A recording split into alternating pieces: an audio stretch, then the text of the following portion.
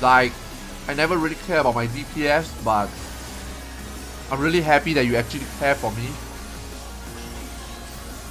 You're like my nanny, you know? Taking care of things that I don't really give a shit about. Thanks a lot, man.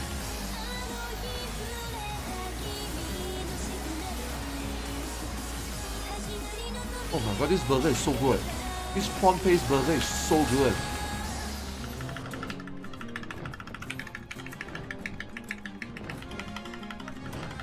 Hey, see? Oh, the 60k throw. No, don't get up. Go back down. Oh god, guys, don't die, don't die, don't die, don't die, don't die. Oh, come on, you guys are all getting hit. No, come on, all you have to do is dodge. All you have to do is dodge.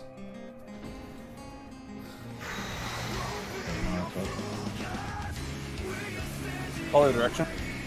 Titan's right. Right.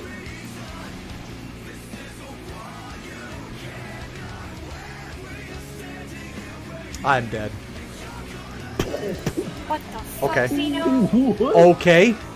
Okay. Literally. Someone please clip that. Someone please clip that. Holy fucking shit. How am I alive?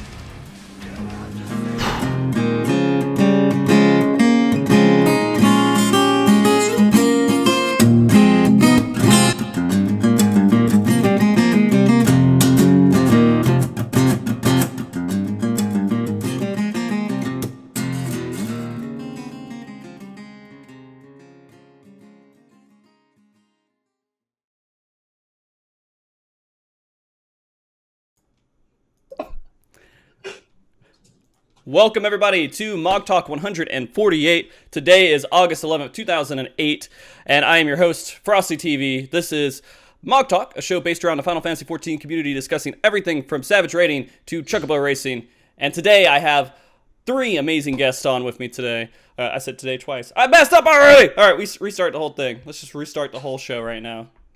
Alright, no, we're good, we're good. Alright, I'm going to start here, kind of going from the top right and around here clockwise. You guys should be familiar with him, Mr. Arthars. You like how I put Hey, Mr. guys, in front of that to confuse Happy a little bit? Yeah. Yeah. No, I knew it wasn't me.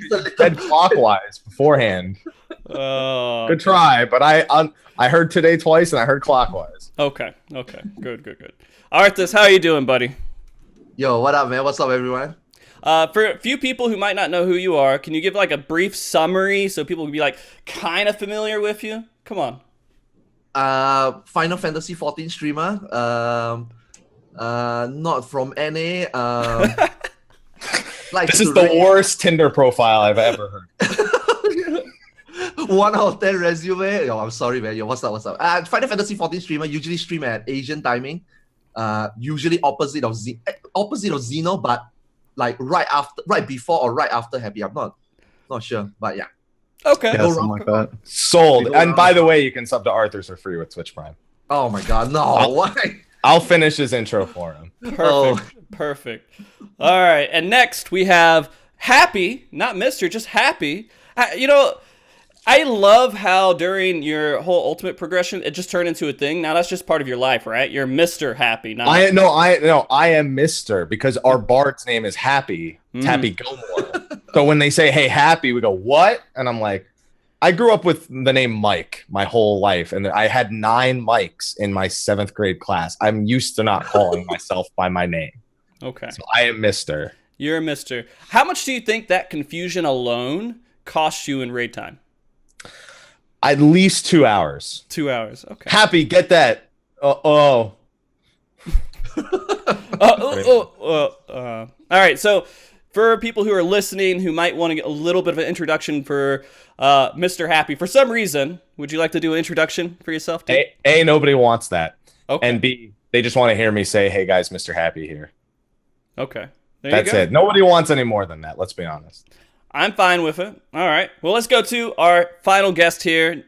Last but not least, of course, Mr. Xenosys. All right, you know what? Is it Xenosys Man, Vex? you can't even pronounce Arthur's name right, dude. Just fucking give it Xenosys up. Vex. Xenosys, what's up, dude? What's up, dude? Vec. Vex. There you Man, so apparently I'm mirrored. Yeah? Yeah. He changed it so we would be looking towards the center of the screen. Exactly. I don't know how I feel about my water being on like this side over here. You know What's what? gonna be great is when you go to like point this way and it's the other way. And you Yeah. Do you want me to unmirror you? Have you going the other way? I think you have triggered the stream by mirroring me because everyone is saying that I'm mirrored. Oh, it's okay. I mean, this could be special. Hold on. I'll fix His you. name is ruined. His camera is ruined. Synopsis specs. So, I didn't say synopsis. Come on. That's a stretch. That's what it's gonna be. I now. wanted to say Xenosis, but I was saying Xeno and Like then I even struggled. my beard's reversed, dude. What the fuck, dude? If you're mirrored, everything's reversed. I mean, you could theoretically with some time make the beard go one way and him go the other way. It would take a few minutes though. So. I'm flipping it back. You're good. You're solid, man. Just look straight and you're good. Are we good? Hold on, wait a minute. Okay, wait. Oh, You know what? I'll wait. It's gonna show up in a second. Yeah, I'll wait just so you can I showed you the camera. It looked now. really weird when he was looking straight and then it was just flipped. It looked so weird. I think that's perfect, right, Xeno?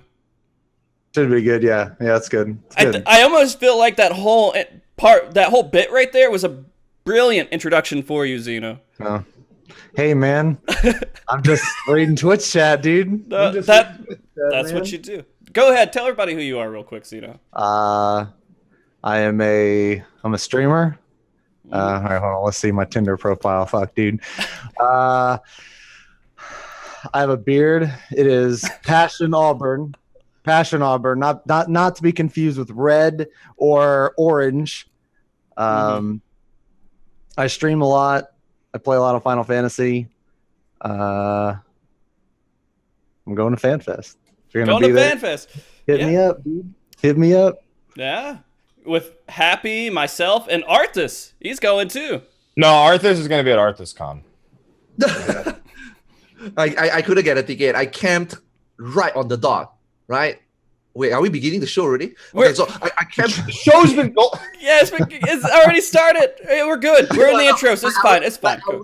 Are we going into it already? I mean, this is sidetrack, right? So at exactly the time they said they opened the tickets, I was already pressing F5. So the moment I got into the queue, the browser specifically told me you are in a virtual queue. Do not, whatever you do not press refresh. I'm like, oh shit, okay. So you automatically refresh me. This is cool, right? At the end of the day, it finally got me in. The tickets is already sold out. And then I went to Twitter. I'm like really upset because I wasn't like really following Twitter, what everybody's doing. I just thought that I'm in and I should get it because I'm on the dot. I was there already. So apparently after I read Twitter, right, everybody is saying like, yeah, dude, you gotta refresh. I was like, they tell me not to refresh. What if I lose my queue? You gotta refresh. That's the only way. So apparently they say not to refresh, but the only way fastest to get ticket was to refresh. So I was like, no FanFest time then, you know? Okay. We all know the fires and the rioting and all the craziness that happened after that. We're past that point now. Arthas, if you got a ticket, would you go to FanFest? Right now? Yeah. I mean, if somebody got, say, semi-final place, you got free lodging, you got free travel. You need all of it. You don't need just a ticket. You need the flying and the lodging and everything else, all right? No, you think about it, actually, I don't need the hotel. I can bunk with you, right? I mean, you could, but I'd have to put a divider in the room or something because it's not just me there. I don't know. Oh, shit. Okay. Is going? Yeah, she's going to go. If she can, she's going, of course. I don't want you in the same room with my fiance. Or actually, I'm going to be married at that point, so it'll be my wife at that point, but it's okay. What? You think I'm there for her? You didn't thought of I was actually going there for you, dude. What the? Oh, you're going for me. Okay, you want to be in there. I got you. Kerr would not be happy with that in that situation. But yeah, no, seriously. I'll talk to you, but you need to get your own. I can't pay for your lodging and everything else. Yeah. Okay. I can check the tickets if there really is a ticket that comes up. Okay. All right. Yep.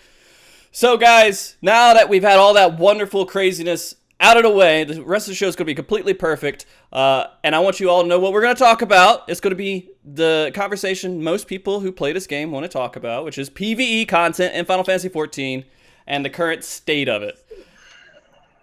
What the fuck is Mike doing? This is my Pagos face. Your Pagos face? That's my Pagos face.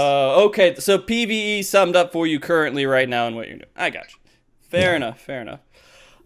So before we jump too much into it, you guys are all streamers. You guys play a crap load of PvE content in Final Fantasy XIV. I would venture to say that you guys have the most experience out of most players in the game. You maybe the 0.00001% of the PvE consumers, right? I played 1.0. Does that count towards that time? Yeah, all of it counts, man. Okay. I never played 1.0. I did for like 2 weeks, but I couldn't. It was just too slow. I did 2 months when it came out to get to 50, and I was like server 9th or something. I don't remember. 2 months. 2 months. 2 months. The alpha was really bad. I played for like 10 minutes. I think I got to the first camp. When I was doing the leaf quest, I'm like, what the so I went back to 11. I was like, okay, I'll put it there. Hey, at some point I'll come back. But all my friends were like, let's go. I'm like, no, that game is not ready yet. You don't get burned out yet, man. Wait for it to be ready before we go in. But true enough, after I went in, they start to like lost faith. So I'm like, yeah, you guys started too early. Because right now I'm the one playing. All of them left. They were the one that bring me into 14. But I'm still here and they all left. Kind of expected, but you're a smart player, dude. What can I say? I'll accept that. Final Fantasy 11 was just too great that time. You just don't leave Final Fantasy 11 that time. It was just too good. All right. Well, my first question, which is the main question of the entire show, is I want to know what you guys feel about the current state of PvE content in Final Fantasy XIV. Are we doing good? Are we doing bad? I mean, how are we doing? And Happy, do you want to give the first response on that? I'll say I think it's the healthiest it's ever been, but it's not.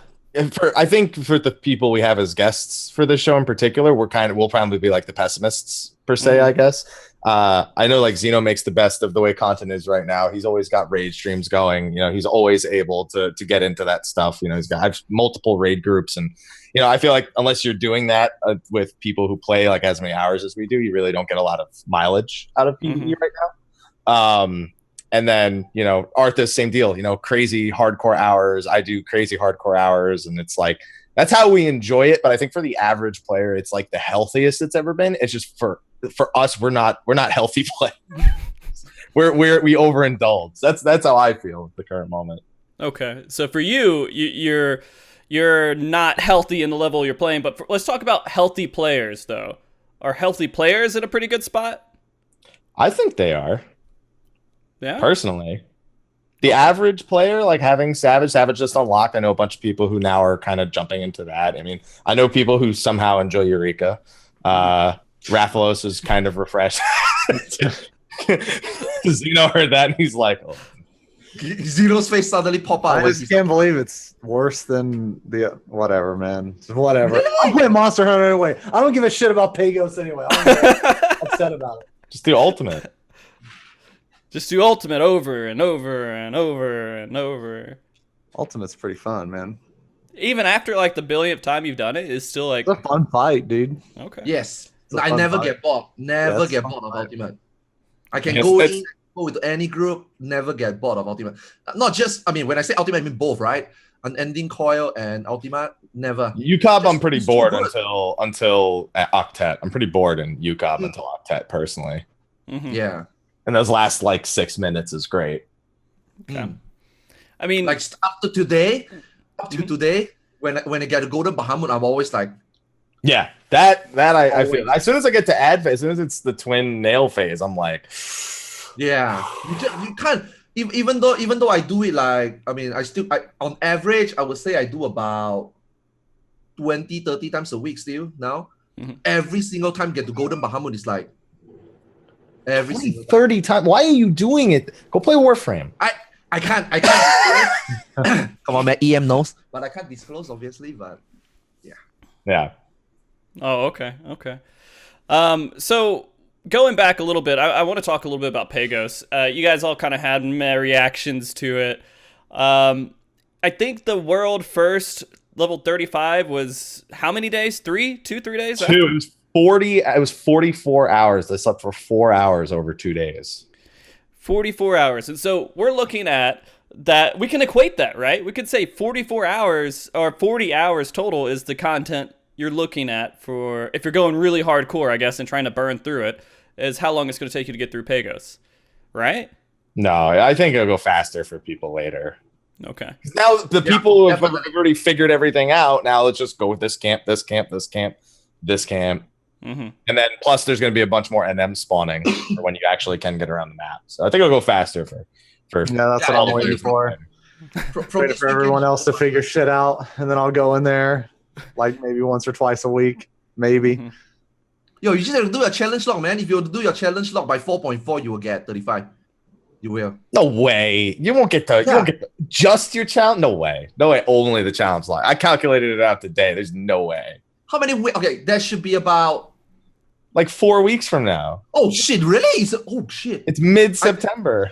Somehow I count there's like 10 more weeks. I don't know why. Okay. And if it was 10 weeks till 4.4, this would be a very different show. Oh shit! Oh shit! I mean, after we get to 4.4, we're at a pretty messy situation, right? Because that's kind of where content's going to start dropping off, or it feels like it's going to start dropping off for the next year or so. We think it will. We think it will. I mean, we might hit 4.6. That could happen, right? I mean, this whole patch 4.3 has been supposedly a huge, massive PvE jolt of energy. We've had lots of new content coming out. We also have had HOH, and most people either working on Ultimate, then they go into HOH, and they go into Pagos, and then now we have Rathalos too. What do you guys think about Rathalos? Was that a pretty good? I actually love that fight. Yeah, I thought it was fucking awesome, man. Yeah. You say that now, Zeno. You say that now because you just started Monster Hunter. When you get to the Monster Hunter Rathalos, come back and tell me that. Because once you do that, I've seen him in there. If you've done the Monster Hunter one, the Final Fantasy 14 one is. Well, all right. So I think I like the fight for a different reason. Right.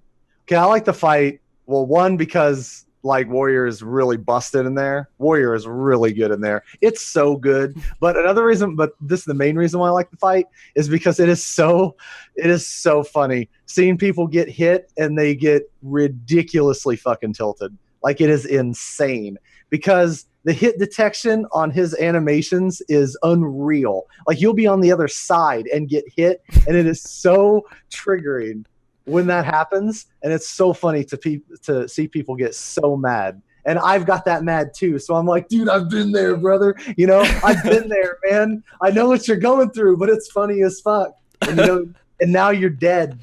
And that sucks, man. Because not only do I have 2 more lives left, maybe you should just stay down and just let us kill it. You know, I thought it was a really cool fight. That's pretty funny because that's the reaction some people have in Monster Hunter. When someone dies, they're like, just stay back, man. Let us finish the thing up. Until you do Behemoth and you're at camp and you die anyway. Get in the tent! Get in the tent! I actually haven't done Behemoth in Monster Hunter World. Is that pretty good? Fantastic. Okay. Yeah.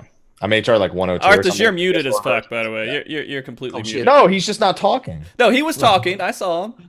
No, I was saying like the Behemoth in Monster Hunter is really good. I think Capcom got a better deal here, for sure. Okay. It's really good. I mean, that style of play too is kind of refreshing for MMO players who want a little bit of action, because that's what Monster Hunter is. And when you go into Final Fantasy 14, we're used to that combat style. It's not new. It's not. Go ahead, Happy. So this is why I think it feels like the Behemoth is better, because Monster Hunter is very much a game about trade-offs. I mean, any stamina-based combat system is generally a game about trade-offs. When you're attacking, you're not defending. When you're defending, most of the time you're not attacking. So there's always that decision-making, and if you make the wrong decision, you get punished for it. In 14, you're always attacking, you're always moving, you're always like there's no sacrifice of when in any of your actions. All your actions are simultaneous. So it makes the Rathalos fight in one game just feel completely different from the Rathalos fight in the other game. And that's why when you fight Rathalos eventually, Xeno in Monster Hunter, not just see him, because that doesn't count. You'll be like, what the hell? He's kicking my ass. And then, then that's it. And then once you learn how to make the right trade-offs, then you'll kill him in 3 minutes and it won't matter. You gotta in Monster Hunter it's just different. In Monster Hunter it's so action-packed. So you cannot just play safe. You cannot just study mechanics. Sometimes you just gotta go for it. Sometimes you're just gonna, like Happy said, you gotta take one and then you're gonna give him one. It's so different. Like first thing first, I didn't even try the Rathalos because I knew I beat, people come to my channel and tell me, why are you not trying Rathalos? I'm like, dude, I tried the actual one in Monster Hunter at least 200 times when I'm farming that gem. I tried so many times. I tried to get gem. I tried to upgrade my accessories, my jewels. Like, don't tell me I didn't try. I tried the real one. But you didn't try the Final Fantasy. I did. I don't have to. When Square Enix came out, and him and the Capcom guy was like saying that, okay, we are trying to replicate each other's game. Behemoth is going to be like a raid. You feel like you're going to be going to a raid setup like in Final Fantasy XIV. Final Fantasy XIV, they're going to make it like a hunt feel. The moment I hear that, I'm like, the Monster Hunter one is going to be better because the movement are better, more fluent, it's more action-packed. Final Fantasy in an MMO, how are you going to elevate to that level? I don't think they need to.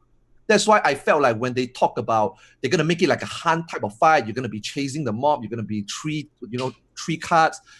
I didn't play. I'm not sure whether you cut tails or not, or wings. I don't know. I break the ring. Hit his tail. They couldn't get the Sero rating to actually cut the tail off on screen. Apparently, their game is rated too low, and they're not going to change the game's rating to an M just to cut Rathalos' tail off. You can make it green, right? You can just. So people like to argue they cut Raubon's arm off. They did it off screen, so the rating didn't get screwed. Okay, fair enough. I mean, you've seen blood in the game. Yeah, but you've never actually seen someone be like dismembered. Apparently, Sero doesn't like the idea of them being rated T and dismembering creatures and whatnot. Okay. For some reason, I thought Monster Hunter was T too. Maybe I'm pretty sure it is, but I don't know that it's subject to Sero's rating system or whatnot. I don't know because they're fine with it. I don't know what the difference is, to be honest. Okay. I won't explore it too much because I feel like I don't understand it well enough to give a proper answer on that. But it does seem a little weird. But I mean, Arthars, you haven't touched the Rathalos fight. Xeno, you love it. I mean, I liked it. Yeah, I thought it was cool, man. Happy you're kind of seeing all the tweets about how people said they hated it. Oh, I'm laughing, dude. There's so many tweets like "fuck this fight. This fight sucks." I'm like, I kind of liked it. Xeno just likes people being pissed like off, Pagos, but I didn't like that. So I don't know. I guess it just depends on what you're into. I think Xeno just likes to wake up and just look for people being upset. He's like, who's pissed off? Oh, this is so good. He's so angry. Man, I'm just scrolling, like, because I didn't wake up in the morning for it. Like, because I'm all right. So yeah. Well, you wake up in the afternoon. Sorry, you wake up in the morning. We've already been over this. The schedule that I'm on is kind of strict. But it's just strict as opposed to being in the morning. It's in the evening. But anyway,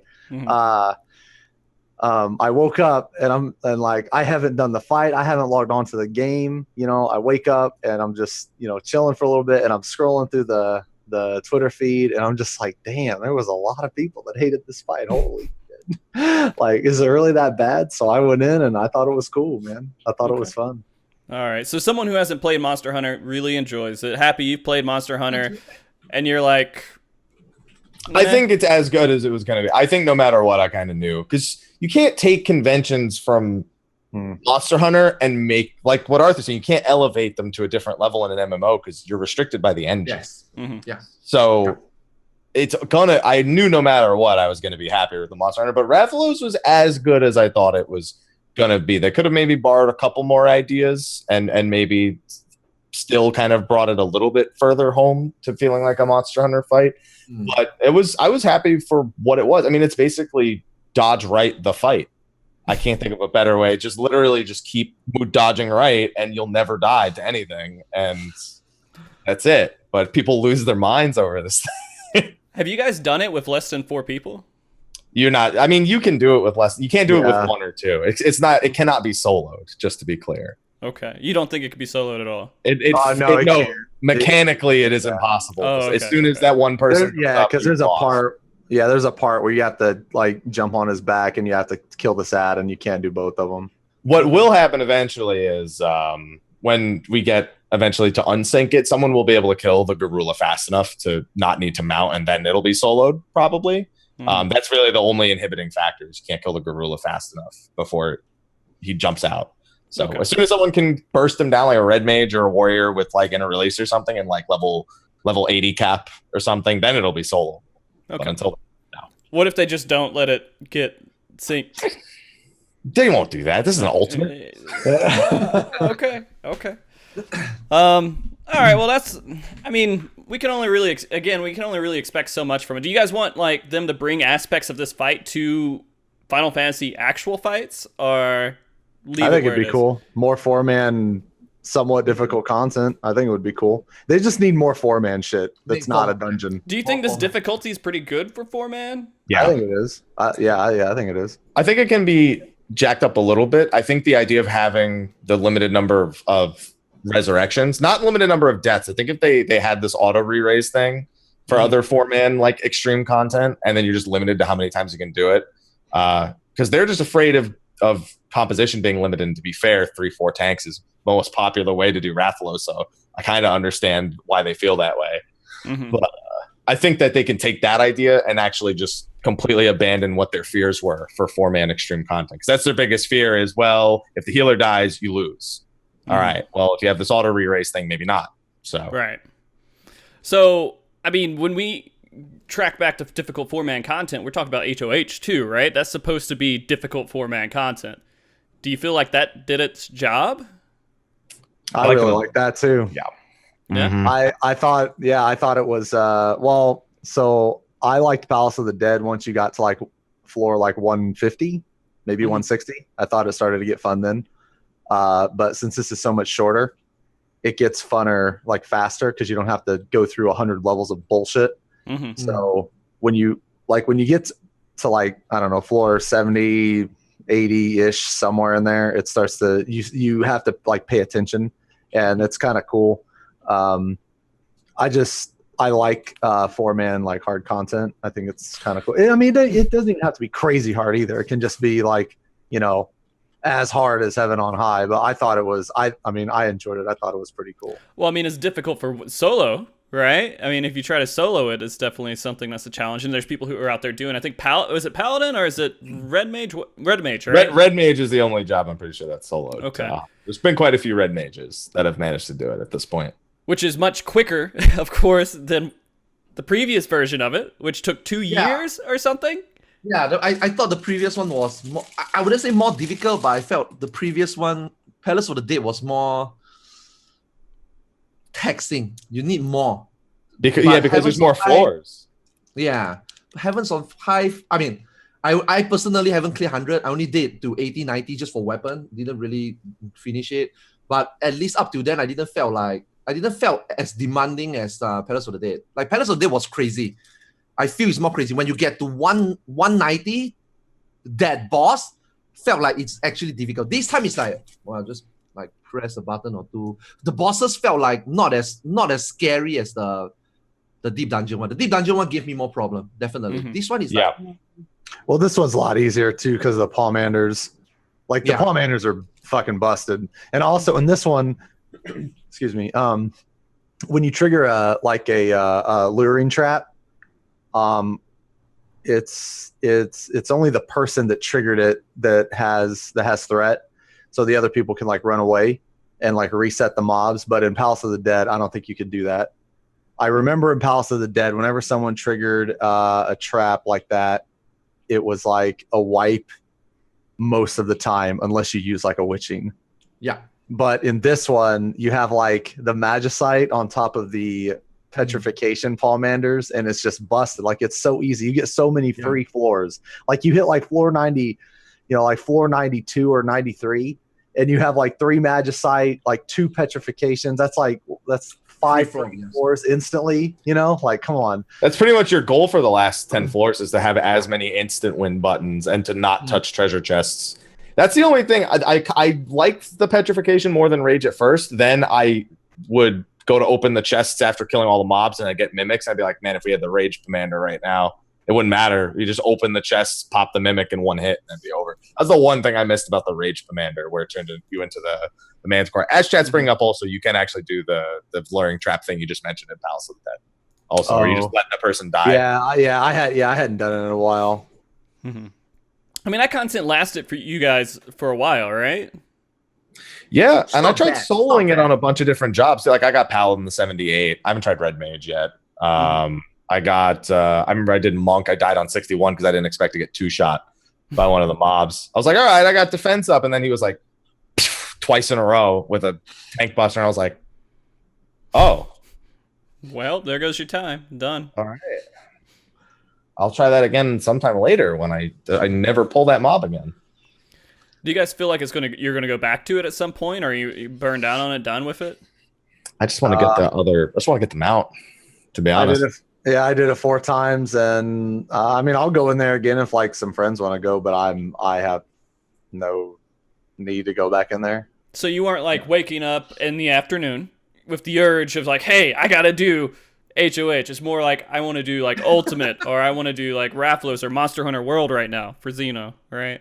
I mean, I did it. I mean, when it first came out, I did it like in the first, I don't know, 2 weeks. I mean, I didn't go crazy hard about it, but I think I'm pretty sure it took me like 2 weeks, 2.5 weeks to do it 4 times.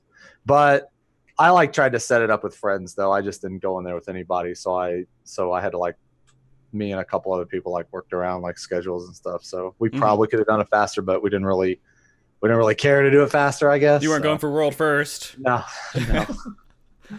And that took about 10 hours, I think, right? Is that all right? sounds about right. 10 hours. I mean, the first few floors will go a little faster, so probably less. But you could probably average it out to about 10 hours. Okay. Arthas, what's your input on this? I didn't hear too much about HOH from you, man.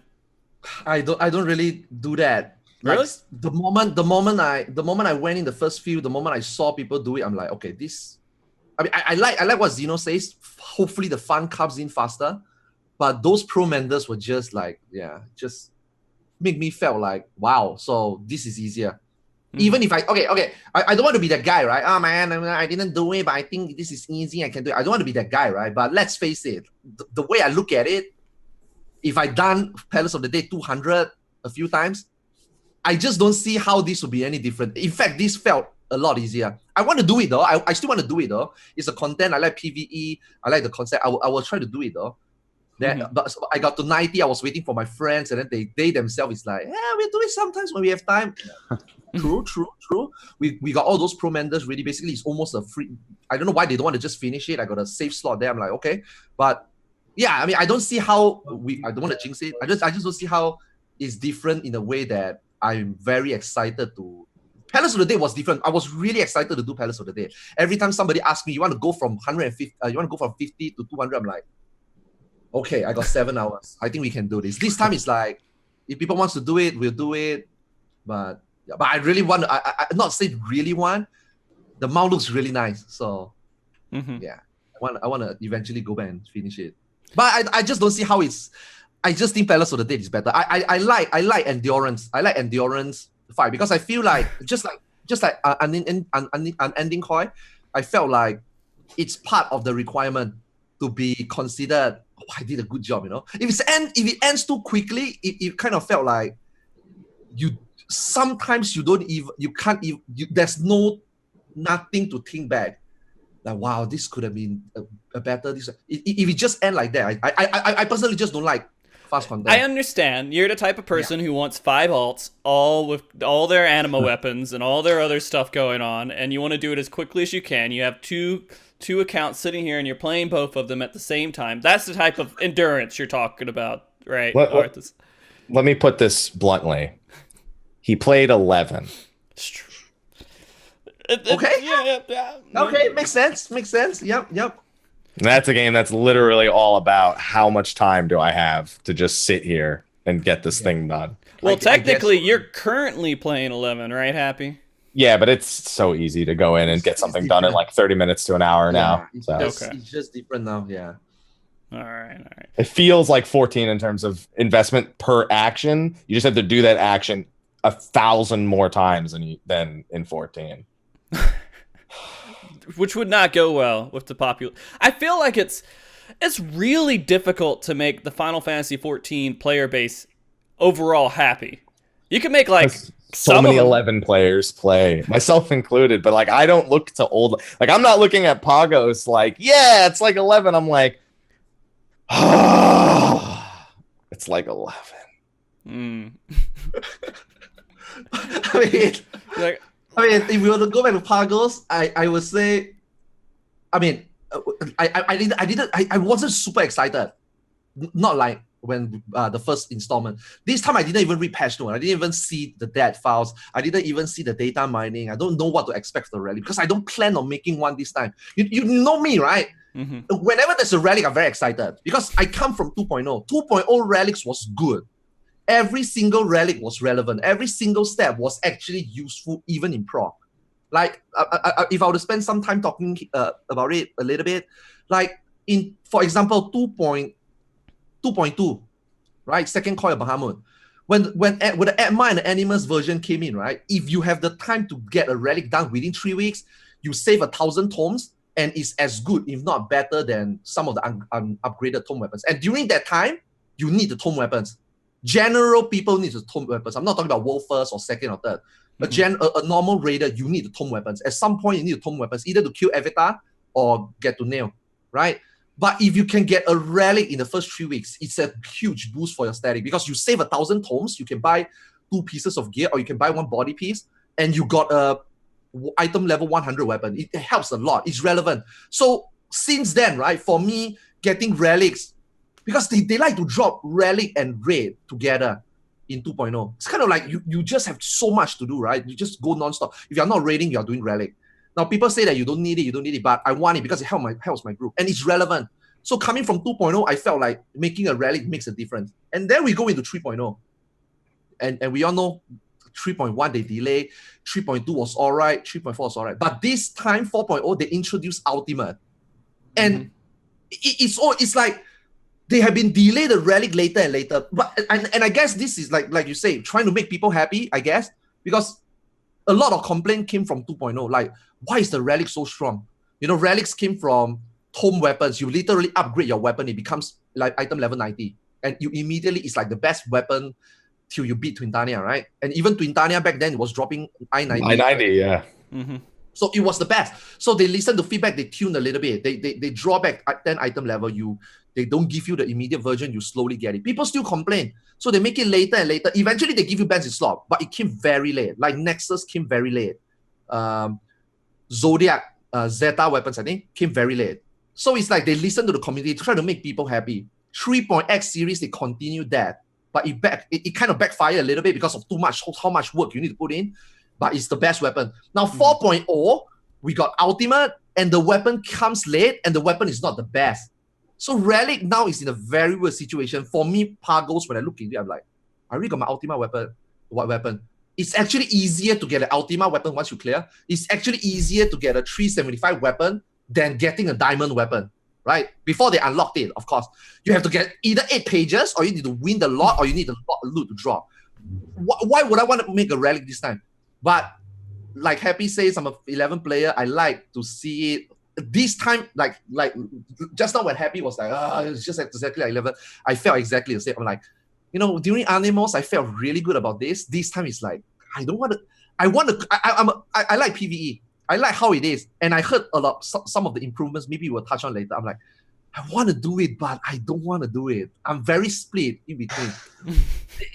This time was really, really weird for me. But I mean, they did did a lot of improvements though. So this was all off of one question about how HOH was. Oh, no, it's good. No, that's great. I mean, the weapon system has changed. I mean, there's so many different ways to get weapons right now. I mean, is that a bad thing? Should there be less ways to get the weapons? Okay, first thing first, you need to clear Ultimate before we talk about the top tier, right? Now, if you just talk about Diamond and Relic, I think it's fine. I think it's fine. But because, like I said, it's so late into the end of a major patch cycle, and it's only 370 and 5 slots. Now, I'm not some Final Fantasy 14 map guru, right? I'm not sure whether it will outweigh some diamond weapons. I'm not sure. But back then, they make it the best when they introduce so late. Now they are taking feedbacks. They want to change something. I felt like right now it's either diamond weapon, minimum or bust. Even if you get a relic weapon right now, you don't even help your raid group. Back then, if you get a relic weapon, you're like, yeah, it's best in slot temporarily. Right. It can help out. Now it's not. All right. I just felt, yeah. Happy. Xeno, do you guys want to reply to any of that? I don't even remember what we're talking about anymore. We're talking about more ways to get weapons. We're talking about weapons in general and how they're divvying up weapons to, I guess, different types of players. Is there just too many different avenues to get it, and like they need to stick to one or two? No, I don't think so. Because I mean, let's see if I can even remember all the different weapons. What Byaku's 355, crafted weapons 350, unupgraded tombstones 360. Heaven on High is 355. 365, I think. No, is it 365? Damn, I didn't bother getting it. So then we'll take that 365. You have Tsukiyomi at 365. You have Diamond at 370. You have upgraded Tombstone at 370. You have Ultimate at you have Relic at 370, and you have Diamond and Ultimate at 3. Like, it's good to have options because you want people to play. You want all facets of people to play your game. It's just for people that want to play content, want to feel like all the content's worth doing their time. It's like, well, I don't need any of that. Right. It's the repeat reward, right? Yeah. It's like, does it look good? Nah. No, I really don't care. Right. Xeno, any thoughts on it? I mean, horizontal progression is always good. I mean, I like it. I don't really care for Pagos too much. Pagos, I don't know. Me personally, all of that type of content is just AFK content. Mm-hmm. Can't do that in Pagos, unfortunately. Yeah, so you like, to me, I don't like Pagos very much because it's not engaging enough. Like, it's just, you're just attacking HP sponges, and it's really boring to me. I liked the first one better because I could just follow the Fate Train and watch them. So that. Fair to enough. me, attacking HP sponges is really fucking boring. And hey, man, if that's your thing, then that's cool, but it's not for me. But if anyone tries to say that it's engaging or it's interactive or, oh, it's, you know, there's some strategy behind it, no, you're fucking retarded. It looks nice though, right? No, you're fucking dumb. You literally just attack HP sponges and that's it. And if you want to spend your time that way, that's great. But for me personally, man, I don't really like that type of shit. What level is your Fisher? I don't know, like No, because it's the same thing, right? You're just kind of clicking, and then you're off watching off to the side, doing nothing. And so it's a lot of content in Final Fantasy is like that. You're attacking HP sponges in different ways, which fishing is. You're just sitting there, right? Yeah. Okay. But fishing is you choose to do that, though. I mean, so is any. You choose to do anything. It's true. You choose to do anything. It's true. But Pagos is a PvE content, whether you want to go through the way it works, though. Fishing is just. You are not going to be like, oh man, today I'm so excited. I got so much things to do. Let's do fishing first. It's not, right? But like Pagos PvE content, new content is something that you feel like, okay, even though like Xeno said, he's not half wrong though. It's really just kind of, you get to a spot, you pray that the party don't move too much and you just press buttons. This game is not very well designed for sitting there and killing mobs repeatedly for that long. Like that, since we're going to draw lots of parallels to 11 because of Pagos. In 11, I pressed one button every like 40 seconds when I was leveling back in the day. It was like, is sneak attack up? Do I have enough TP or am I provoking? Or if you're a ninja, you press a couple more buttons and then you're like, please don't interrupt me. Please don't hit me when I'm trying to get my shot. You're going to time the auto attack and Utsusemi Ichi, you know? Let me make sure my auto attack doesn't get eaten by sneak attack. Ooh. In this, I'm like stone 4, stone 4, stone 4, stone to cure 2. And I'm like, I can feel the years of carpal tunnel being added on to my life right now. Okay. So we're comparing to other MMOs right now. A lot of players will compare this to World of Warcraft 2. Are you guys at all going to touch World of Warcraft in their new expansion? I really want to. You do? But I know I'm not going to stick with it. Like Legion is, I mean, not Legion. I don't want to say Mythic. It comes out probably the same day as 4.4. Mm-hmm. I just know what my choice is going to be. Like I'd like to do Mythic, but I already know what my choice is going to be. Mm-hmm. I don't feel. I mean, I played Legion. Mm-hmm. I didn't went through everything. Like the Mythic rating back then when they came out, 14 happened to have content as well. Like Happy says, I just know exactly what. If I want to play World of Warcraft, I would have done it 10 years ago, right? Legion came out at a time where 14 happened to be a drop. Fine, great. I'm not going to stick to it. I know I'm not going to stick to it. I probably will go hard at it. I probably will try to enjoy every content, draw comparison, but I'm not going to stick to it. And I done it in Legion already. I don't see how, now just talking about World of Warcraft, right? I don't see how it's going to be different this time. I just don't see how Battle of Azeroth is going to be much different than Legion, right? If anything, everybody feels that Legion is going to be still better than Battle of Azeroth, right? But I'm just like, I just want to try something different, man. That's why I'm playing Warframe right now, just to try something. Love Warframe. Yeah, I've been playing it too. I played it for a while. I'm all done with all the story quests except for Atlas, who I decided to buy because I had a 75% platinum discount. Holy shit! Yeah, had to do it. Then we could make this a Warframe thing because I played. I mean, I haven't played Warframe at all. And Xeno, have you played? I haven't played. I played it years ago when it was a lot different. It's changed a lot over the years, and I played it like literally like 2.5, 3 years ago. So I haven't played it in a really long time. I mean, it's a completely different style of game than Final Fantasy 14. So there's which not is really why it's a nice distraction. Yeah. Yes, it's a nice distraction. Yes. I mean, and that goes into the same pile or bucket or whatever with Monster Hunter World. It's just a different game. Yeah. And they feel good. Like I played the hell out of Monster Hunter World. I love that game, dude. Yeah, it's so much fun. But I still want my MMO. Yeah, like I want to have my MMO. I want to have my, I want to have my other choices. Like September is going to be nuts. Another reason why I won't play Battle for Azeroth is because literally we have Monster Hunter GU, our Generations Ultimate at the end of the month. So it's another Monster Hunter game. There's friggin' Spider-Man, Dragon Quest, Spyro. There used to be COVID. So all this stuff in September. I know I'm not going to play BFA. That's I just know these other things are higher priority for me. Yes. Otherwise, I would probably play World of Warcraft again. I played for a few years during like Cataclysm Wrath BC era. I'm a veteran with I played consistently World of Warcraft all the way up until what was Warlords of Draenor, which was just like the last expansion before this expansion comes out.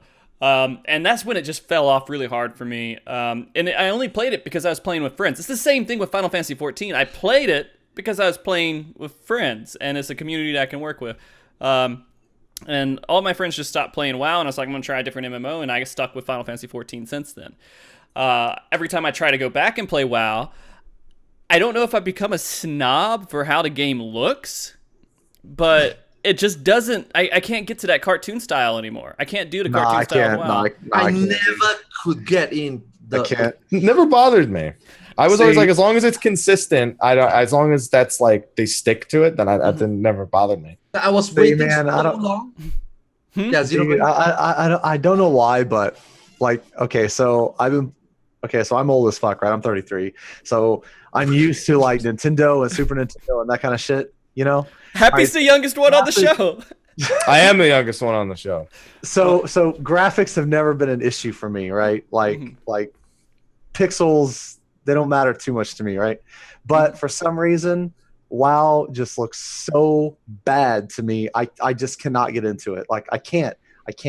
No, I've tried it, and it to me it looks like shit covered in vomit. It is just awful. It is just awful, and I can't get into it. Like, and I can't get into a game that I don't like. Think that my character's cool, right? My character's got to be cool, and for some reason, and for some reason in WoW, I think it looks so bad, which is really weird because I played Rift, which is basically a copy of WoW, and I loved Rift. I loved it. I fucking love that game. The only reason why I quit was because all my other friends quit and I was alone and sad. So I quit. But I didn't want to quit.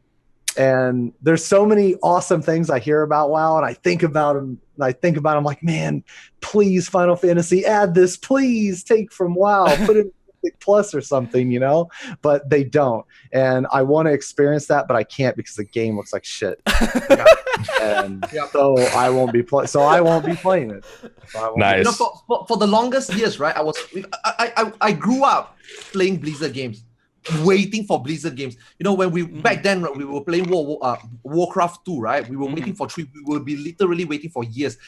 We would wait for it. Diablos, we would wait for years. So when World of Warcraft came out, right? I was like, okay, I was already playing MMOs back then. I'm like, wow, it's Blizzard, it's Warcraft, it's gonna be there for years. You know, back then before it came out, a lot of us think that this is it. This is going to be the MMO we will be playing for years and years and years to come. I was waiting for it, and then something happened. Final Fantasy XI came along, because Final Fantasy XI came first. So I went into Vanadale. I explored it. I'm like, wow. Do I really want to go back to play World of Warcraft? I tried a little bit. I'm like, what the fuck is this graphic? I'm okay with this graphic in Diablos or in Warcraft 3. You know, you coming from Command and Conquer, Red Alert, like military based, more realistic type, and then going to Warcraft 3 is like, okay, it's a step down, but it's fun. Now MMO for the next 10 years, if I'm playing this, compared to next 10 years, I'm playing Final Fantasy 11. I cannot play this ugly, fugly piece of shit, man. I can't. It's a thing. I just got, like Xeno says, yo, 10 years down the road, have you seen my World of Warcraft character? And I show you an orc, a tauren, like, I can't. It just, I can't. I just don't feel it, you know? 11, I can still feel looking great. I feel so bad for people who are only listening to this and they're not actually watching some of the expressions. That orc face, though. So, to just throw in my 2 cents for that too, when WoW came out, my friends were playing it, and I had a bad computer. WoW worked perfectly on it because it didn't require a lot, and that's kind of like the niche that they filled, is that it looked pretty good for bad computers. I was on a PS2 for 11, so what the hell did I care? Oh God. Well, I guess so. Well, when I don't know, I just really got into WoW and I loved it. I was used to the graphics, and then for years, like 10 years or something, I was playing it, and then I hear my echo. Somebody has an echo on me. I don't know who it is though. One of you guys do. And then I eventually transferred over to Final Fantasy XIV, played that for a little while, and tried to go back. And I literally had Xeno's response. I thought it was shit covered with vomit. I don't know what it was. It just didn't stick anymore. I enjoyed Legion just for the system and the. I think it's a continuity. Like you play Final Fantasy XIV, you play MMO, you go back to Legion. It felt like okay, it's an on-flowing, pretty okay MMO. But when you look at those details, you're like, I'm not saying 14 is better. It's not. I'm not saying World of Warcraft is better. It's also not. It's just that currently these are the 2 MMOs we're gonna play, right? Let's face it. Even if you play WoW or Final Fantasy XIV, both have their flaws, both have their good, their bad. But let's face it. Even if you're playing, even if you're playing 14 or WoW, it's the same shit. Both is the same. One looks prettier. One feels better to play there, right? But I can't play both. I just can't play both. It's not because I hate WoW. It's just okay. I really hate the graphic. Like really, 2008. I don't hate it, but I hate it. I mean, 13 years of. I mean, they have tried to upgrade the graphics some, but I mean, they have to completely change it. I mean, at this point, they have to change the graphics engine that they use. I don't know. It's just something. I don't know anything about programming. I just know that Final Fantasy XIV. It draws me and I think a lot of other players in just because it has some decent content and it looks good. I mean, I think that might go for a lot of the players who are watching right now, who are playing the game, and definitely Xeno and Arthas. that matters a lot, and I think we can all agree Final Fantasy 14 kills graphics. I mean, they get some pretty cool looking shit. Like Ultima weapon, I felt like was pretty cool. I don't know if your opinions are the same on that, but I felt like the Ultima weapon was pretty amazing. Yeah, it is. Graphics are fucking awesome, man. For every Ultima weapon ultimate, though, there's a mount whose nose wasn't rendered. I mean, you can look closely at the armor and see that some are 2 pixels. Some people go nuts with that stuff. Like I'm always like, I'm zoomed out all the way to see the fight. I don't care. Yeah. So Yeah. Some people are very particular about those things. Yeah. Yeah. I mean, and when we're talking about PvE content in general, that's funny that graphics does make that much of a difference to us, because we enjoy the PvE content more because it looks better. Yep. Right? Although Pagos apparently doesn't look good enough for Xeno. That's okay. I mean, if I could just pay someone to level my character, I would, dude. You know. Oh, don't say that. Here, Xeno, you're gonna get banned, man. Come on, dude. MT. That makes everything better if you just say MT after you fuck up, you know. Oh, mistel. Yeah. MT. yeah, we'll go with that. We'll go with that. So to get back into kind of the content with Final Fantasy 14, I mean, kind of the higher end, the mythic stuff, they really just funnel it into one fight, which is Ultimate. And you guys all said that you love Ultimate. You'll do it over and over and over and over again, and you won't be upset about it. But they're not going to give us one coming up, or they said so far they don't have plans to give us one. I mean, at this point, it would seem weird if they could implement an Ultimate without any plans to do it by now. Yeah. That upsets you guys, I'm assuming. Yeah? Hey, man, Ultimate's like a really tough talking point for me, because like it is one of those things where it is such a minority of people who play it that like I feel really bad being whiny about not getting another one. I mean, is it a minority? I mean, there's people, if they beat, well, I guess I don't know what all the raid groups are doing, but I assume that's like the step that people go on after they're done with Kefka right now, right? You beat Kefka, and then you're like, let's do Ultimate. What else are we going to do? Some people they're like, it's difficult content, I don't want to do it. That's fine, go do Pagos. You'll be fine. But there's a lot of people who experience Ultimate, I guess is what I'm trying to say. Yeah, I agree with that. Yeah, so maybe they're not doing it, but they get experience. They get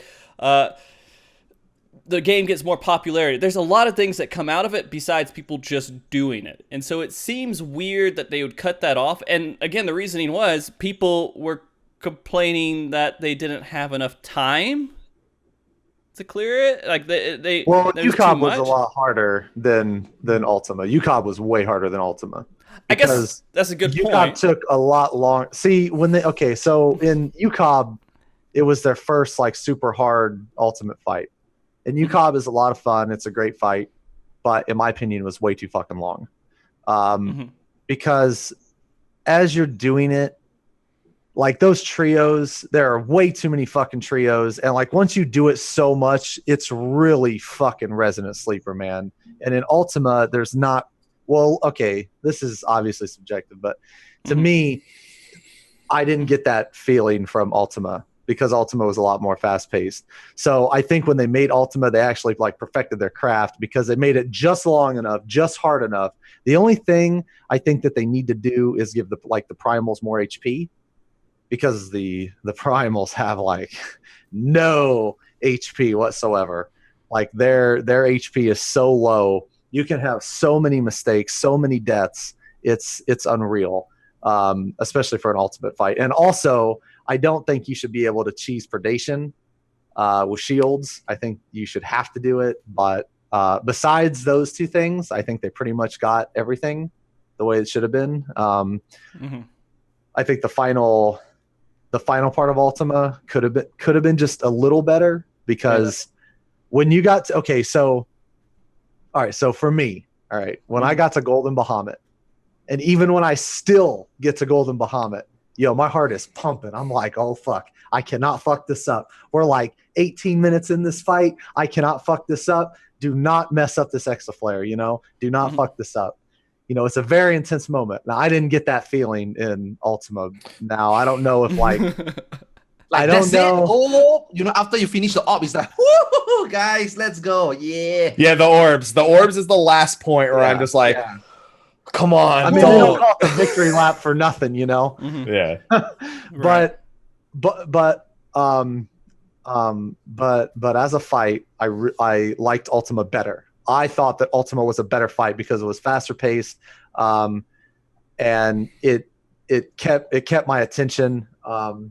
I wasn't a fan of the trios. I don't like it when my favorite type of fights usually have you DPS at the same time as do mechanics. I really like trying to focus on my rotation and doing the mechanics at the same time, because it kind of like forces you to be good as a player, right? Like you have to do both at the same time. And with the trios, you're not really hitting Bahamut. He comes down for like 20, 25 seconds, then he flies away and you do a trio. Then he comes back down and you just rinse and repeat over and over. To me, maybe if you would have been standing there and you had to do the mechanic as you were DPSing him, that would be cool. But that's not the case. So for me personally, I thought the trios were a little, they got a little boring. But that's why I liked Ultima better. I think Ultima is really fun. But like I said, at the very end, I think it could have been a little better. And I think the HP on the first 3 primals could have been a little better too. I thought the whole awakening thing was really cool. I thought that was neat. But I thought both fights were really awesome, but I did like this Ultima or this Ultimate a little better. But UCOB is, in my opinion, definitely harder. Like those extra 3 minutes, man. Or yeah, and also Exaflares. Everyone thinks I never get hit by that, and then everyone. It's like going to a party and being like, oh, it's okay. I never get drunk really. Like that's just an invitation to disaster. And with Exaflares, it feels very much the same. Yeah. I like both though. I feel like both is different. One is more endurance focused. The other one is more fast paced. I can't separate both. I think both. People say, is this easier? If you compare it to items, obviously one is going to be easier, one is going to be more difficult. But in terms of both fulfilling as an ultimate fight, I think both done their job. Both done their job differently. One is obviously just throwing a lot of mechanics and you have to be perfect. The other one is like Zeno says, you can make some mistakes, but the primals is mainly about the awakening. That's the main thing about that, because once you awoken it and you got past their one awoken mechanic, basically there's no reason to drag it more, right? You're not going to get, except for landslide, if you don't respect it. Aside from landslide, everything else is, you awoken it, you done the mechanic right after the awakening, you're fine. So I think it done their job, right? I feel it's okay. The Ultima phase was almost make me feel like, why? But then it was so well, make me feel like, why is it like trio again? I don't want to do this, like not hitting something and do mechanics like predation, like suppression. But if you think about it, especially for people who like I think the 3 of us in here, we I wouldn't say blind prop, but we went through it the very first time, firsthand. Predation and suppression, even though there's nothing to target, it felt really quick. At the same time, it felt really punishing. It has to be so inch perfect. Whoever created the suppression came up with all possibility of where to go, what can be placed where you can only move.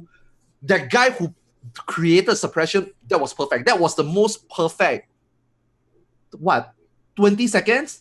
It felt so fast, right? But that 20 seconds during suppression, it felt like, wow, this guy who designed this and wanting us to execute the way we did it, I think that was perfect, right? Yeah. Trio is just, Heaven's Fall trio, we wait for this, we knock back, we go in, we gather, run around, easy, right? Suppression is like, it's just 15 seconds. Even if you don't learn it, you can prog it, you can have a footage, you can see everything, you can dissect it, you can go into first coin, Bahamut turn 4 practice your movement, right? But it was so well made. I felt like it's a big difference. It's fast. It's different. I mean, these fights are amazingly made compared to all the other fights that are in the game. They put a lot of thought into this one fight, and you got to expect that one or two things are going to miss something, like Predation. It missed it, right? All of Garuda, they missed it. Yeah. I feel like they wanted us to awaken it the very first time. So I asked Yoshida at E3, and he said we wanted people waking up. We did not think people were going to try to wake it up later. But he said, I'm not going to invalidate anybody's progression by like nerfing it so you can't do it. So yeah. Oh my god, man! If you do Garuda that first dome and you awaken it, holy shit! Ooh. We've done it. I've seen all of the awoken Garuda. It's pretty bad because the worst thing about it is I think Garuda actually is the hardest awoken of the three.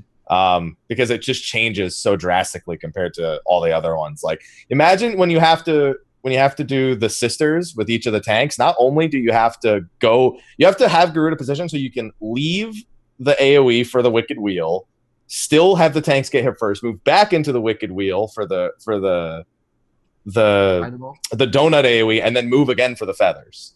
And then on top of that, you have to get far enough away from the circles that are dropped on the tanks. And then on top of that, the feather lances rotate around the outside and then they get pushed into the middle. Oh my gosh. Like I think Garuda would actually be the hardest of the awoken fights, but that just might be because I have the least experience with it. It's crazy. The Garuda one is crazy. We tried one time, during when World First video came out, right? Because we were on stream, all of us were on stream trying to figure out our own way. We didn't know anything. I don't know what the fuck those feather does outside. We actually have tank, halo, ground, and sprint to take all 4. And then there was some people, Muni, telling me, have you guys go back to... He was like, he didn't want to spoil me, obviously. I told him no spoilers, but he hinted me. Maybe you might consider reprogramming Garuda. So I talked to my static, there might be something with the feathers that maybe have a relationship. And they don't. They're completely unrelated. They don't. Exactly. But we went back to try it, That's why we did it. My static is like, okay, don't stream this. Let's not let people see why we reprog it because we're going to look so fucking stupid. Because like Happy said, no one actually tried it. There was just no reason. And we still don't know whether there is a correlation. So we are like, okay, let's take 2 hours off stream. Let's see whether we can figure something out. We went in, we awoken it, and we are like, what the fuck is this? You're going to redo this shit? Which was pretty amazing. You got to imagine, like, that awaken thing only happens for the first day, that gotcha moment, right? And so the developers knew going through and making all these different mechanics, that feeling was only going to last the first day. After that, I'm sure they had a great time with it because everybody knows it's just part of the fight now. But I was super guilty on day 1. I was like, we got to Titan day 1. We are like so close to Ultima. People asking me, wow, how do you feel about the 3 primers? I'm like, this is so easy. How can you call this Ultimate? Compared to Nail and Twitter, what the fuck is this? This is gonna down in 3 days. When I woke up the next day, I don't dare to look at stream because I want that really fresh experience. Then I look at Happy stream, awoken. When I look at Xeno stream, awoken, what the fuck did I wake up into? Did they already got that far? Is it because after you finish the 3 primer, after Ultima we're gonna fight an awakened primer? I was like, oh shit, they are already at phase 7, phase 8. So I was I click Happy one. I was like, what the fuck? Oh, what the fuck? And then I went back, I stream again, and then I was like, guys, I'm really sorry. There's more to it. Might take some time to figure out there's actually more to it. I like that. But like what Frosty says, after the first time you experience it, those people who never done it, those people who just replicate a video, you will never understand. You will just feel that it's easy. I just have to replicate this. I don't even look too much into it. You're already missing out, I would say, 50% of the fight already, right? And if you look at suppression, the way people do it, you don't figure out. Do you want to know? Do you want to see how crazy I have a picture that I created? Not just me, right? We've got like a dozen different pictures as we tried to figure it out. Like it takes out, looking at a video how people cheese predation, looking at video how people do suppression. You miss at least 75% of how the fight would want you to go through it. And I think you're right. When the developer created this, they just want to make it, oh shit, the first time. But once you figure it out, it's okay. But overall, some people might say that after they go through everything just by replicating, Ultima is obviously easier, but there's more to it, man. And Yeah. Well, I mean, I think all three of us here know what we are, know exactly what I'm talking about. We all really enjoyed it. well, here's the thing too. It's one of those things that they create because they know it's going to give a great effect to the hardcore progression people. They know they're going to enjoy that. They know they're going to like it. And it's not going to mess up anyone who goes back and they're not a hardcore player because it's not going to affect them. It only affects the people who would actually enjoy that content, right? Yeah, and even I do agree. You miss out a lot on that. Like it's such a well-crafted. It's crafted not as a fight. It's crafted as an experience. That's the way I like. Whereas UCOB is like when you're doing all the trios. I mean, there's some variations in the way you can do some of the things, but for the most part, it's a very linear road. You know, the only thing you really have to reprog is where did I put the necklaces from Twintanya on the ground. Yeah. But when you're doing Ultimate, you did Garuda, Ifrit, Titan, learned you were doing it wrong the whole time, redid Garuda, Ifrit, Titan, get to Ultimate, find there's 2 tethers and Annihilation, you went back to Garuda, you changed that, you get to Suppression, there's another one, you go back to Garuda because you assume you got to do it different again. Then you see these feathers, you're like, let me go back to Garuda again and see if there's like, you just keep bouncing back and forth. It's the Rubik's Cube of Ultimate because there's so much going on. And then the fucking orbs with the Ted, like, oh, let me stay away from the. Oh man, guys, let's all not get hit by the orbs during Annihilation. It's just giving him power. Why would we want to do that? Then you get to the orbs, they all instantly explode at the end of Suppression. You're like, there was no way we could do it. And then somebody gets hit accidentally one time, and you're just like, yeah. The first time when I got to the orb. The first orb just exploded. The moment the orb came out, it exploded. I'm like, what the fuck are you supposed to do? And then there was one time somebody is like, oh my god, I'm sorry, I ran the wrong direction. I accidentally tethered. Then we're like, wait a minute. Why this time the orb have like a 1 cm gap? Took us a while. And then we have to reprog the whole movement. You know, it's like learning Tango, except you keep stepping on someone's foot and you didn't knew it. And then after that, 5 years later, the girl is like, you have been stepping my foot. Learning Tango? Tango. Oh, Tango. Yeah, he was reciting like, Tango from Tango. Yeah, no, Tango. Like, oh my god, my static went through the whole dance all over again. Annihilation is perfect. Like Xeno said, perfect in rotation, movement, doing mechanics correctly, and inch perfect. Basically, inch perfect. You know, a lot of people say that Annihilation is not as bad. Annihilation is the I feel Annihilation is the most well done one in that whole Ultima phase. So good. It was so good. I think if Suppression didn't have a jail, I would feel that. I think the jail and Suppression kind of brings it all together because you can't just do it right. You have to do it right and be ready to, at a moment's notice, bring that thing down. You don't have any way to prep combos. You don't have any, like the first one. You pretty much need all GCDs. You don't want to waste big cooldowns because the big burn phase. So you got to be on point with that thing. And the laser and getting Suppression for me, just the jail brings it all together for me. Yeah, it's just so well made, man. I was the guy that always draw up stuff for my static, where to go. I feel bad for Xeno though. Xeno hasn't put in any kind of thoughts here, and I feel like Xeno. Just listen, dude. Listen, because what I'm gonna say, they already said, man. Yeah. So you pretty much agree with all that. Did you guys do? Yeah, because we reprog Garuda. Well, okay, so us three were streaming all the prog the same, like the same time. We had very similar hours. We all like experienced the same shit. We all had to go back and reprog Garuda like 4 or 5 fucking times. We had to go back and reprog Annihilation twice, but 2 or 3 times because of the orb. Because of the orbs, who gets the orb, who goes left, who goes right, which, like, yeah, man, like we all experience the exact same thing. So everything they're saying is what I'm thinking, man. Yeah. I mean, and you guys all loved that feeling, though, right? That whole going through trying to figure out this puzzle, which this was much more of a puzzle than the last Ultimate, I feel like, and it's great development, and I don't know how long or what kind of resources it took them to make this. But I feel like this is extremely efficient development time, and they should probably keep one going every so often. I mean, 5.1. Yeah, 5.1. Yeah, you know when 5.1 is happening though. 5.1 may happen about a year a little over a year from now. Hey! They said that the next out. They said that they just want to make 2 ultimate per expansion, right? It might not be 5.1. It could be 5.3 and 5.5. Holy shit! You could have a baby right now. Your wife can get pregnant. The baby comes out. That whole period, that baby, that fertilization. You could have 2 babies. Yeah. You have 2 whole babies in that time. Oh. That's how we're gonna measure Final Fantasy 14 patches from now on. How many babies can I have between raids? Usually, you can get 3, or a third of a baby every content patch, right? A trimester per content patch. There you go. So you guys at FanFest, like Frosty covered very early in the show. I don't think right now, if we were to even pressurize them, I don't think they have the time to make another one. No. But if you guys go to FanFest, I guess what you guys can do, at least what I would do, convince him, man. Try to somehow convince him. I mean, it's the first time we get Ultimate. We didn't know it's so fucking awesome, right?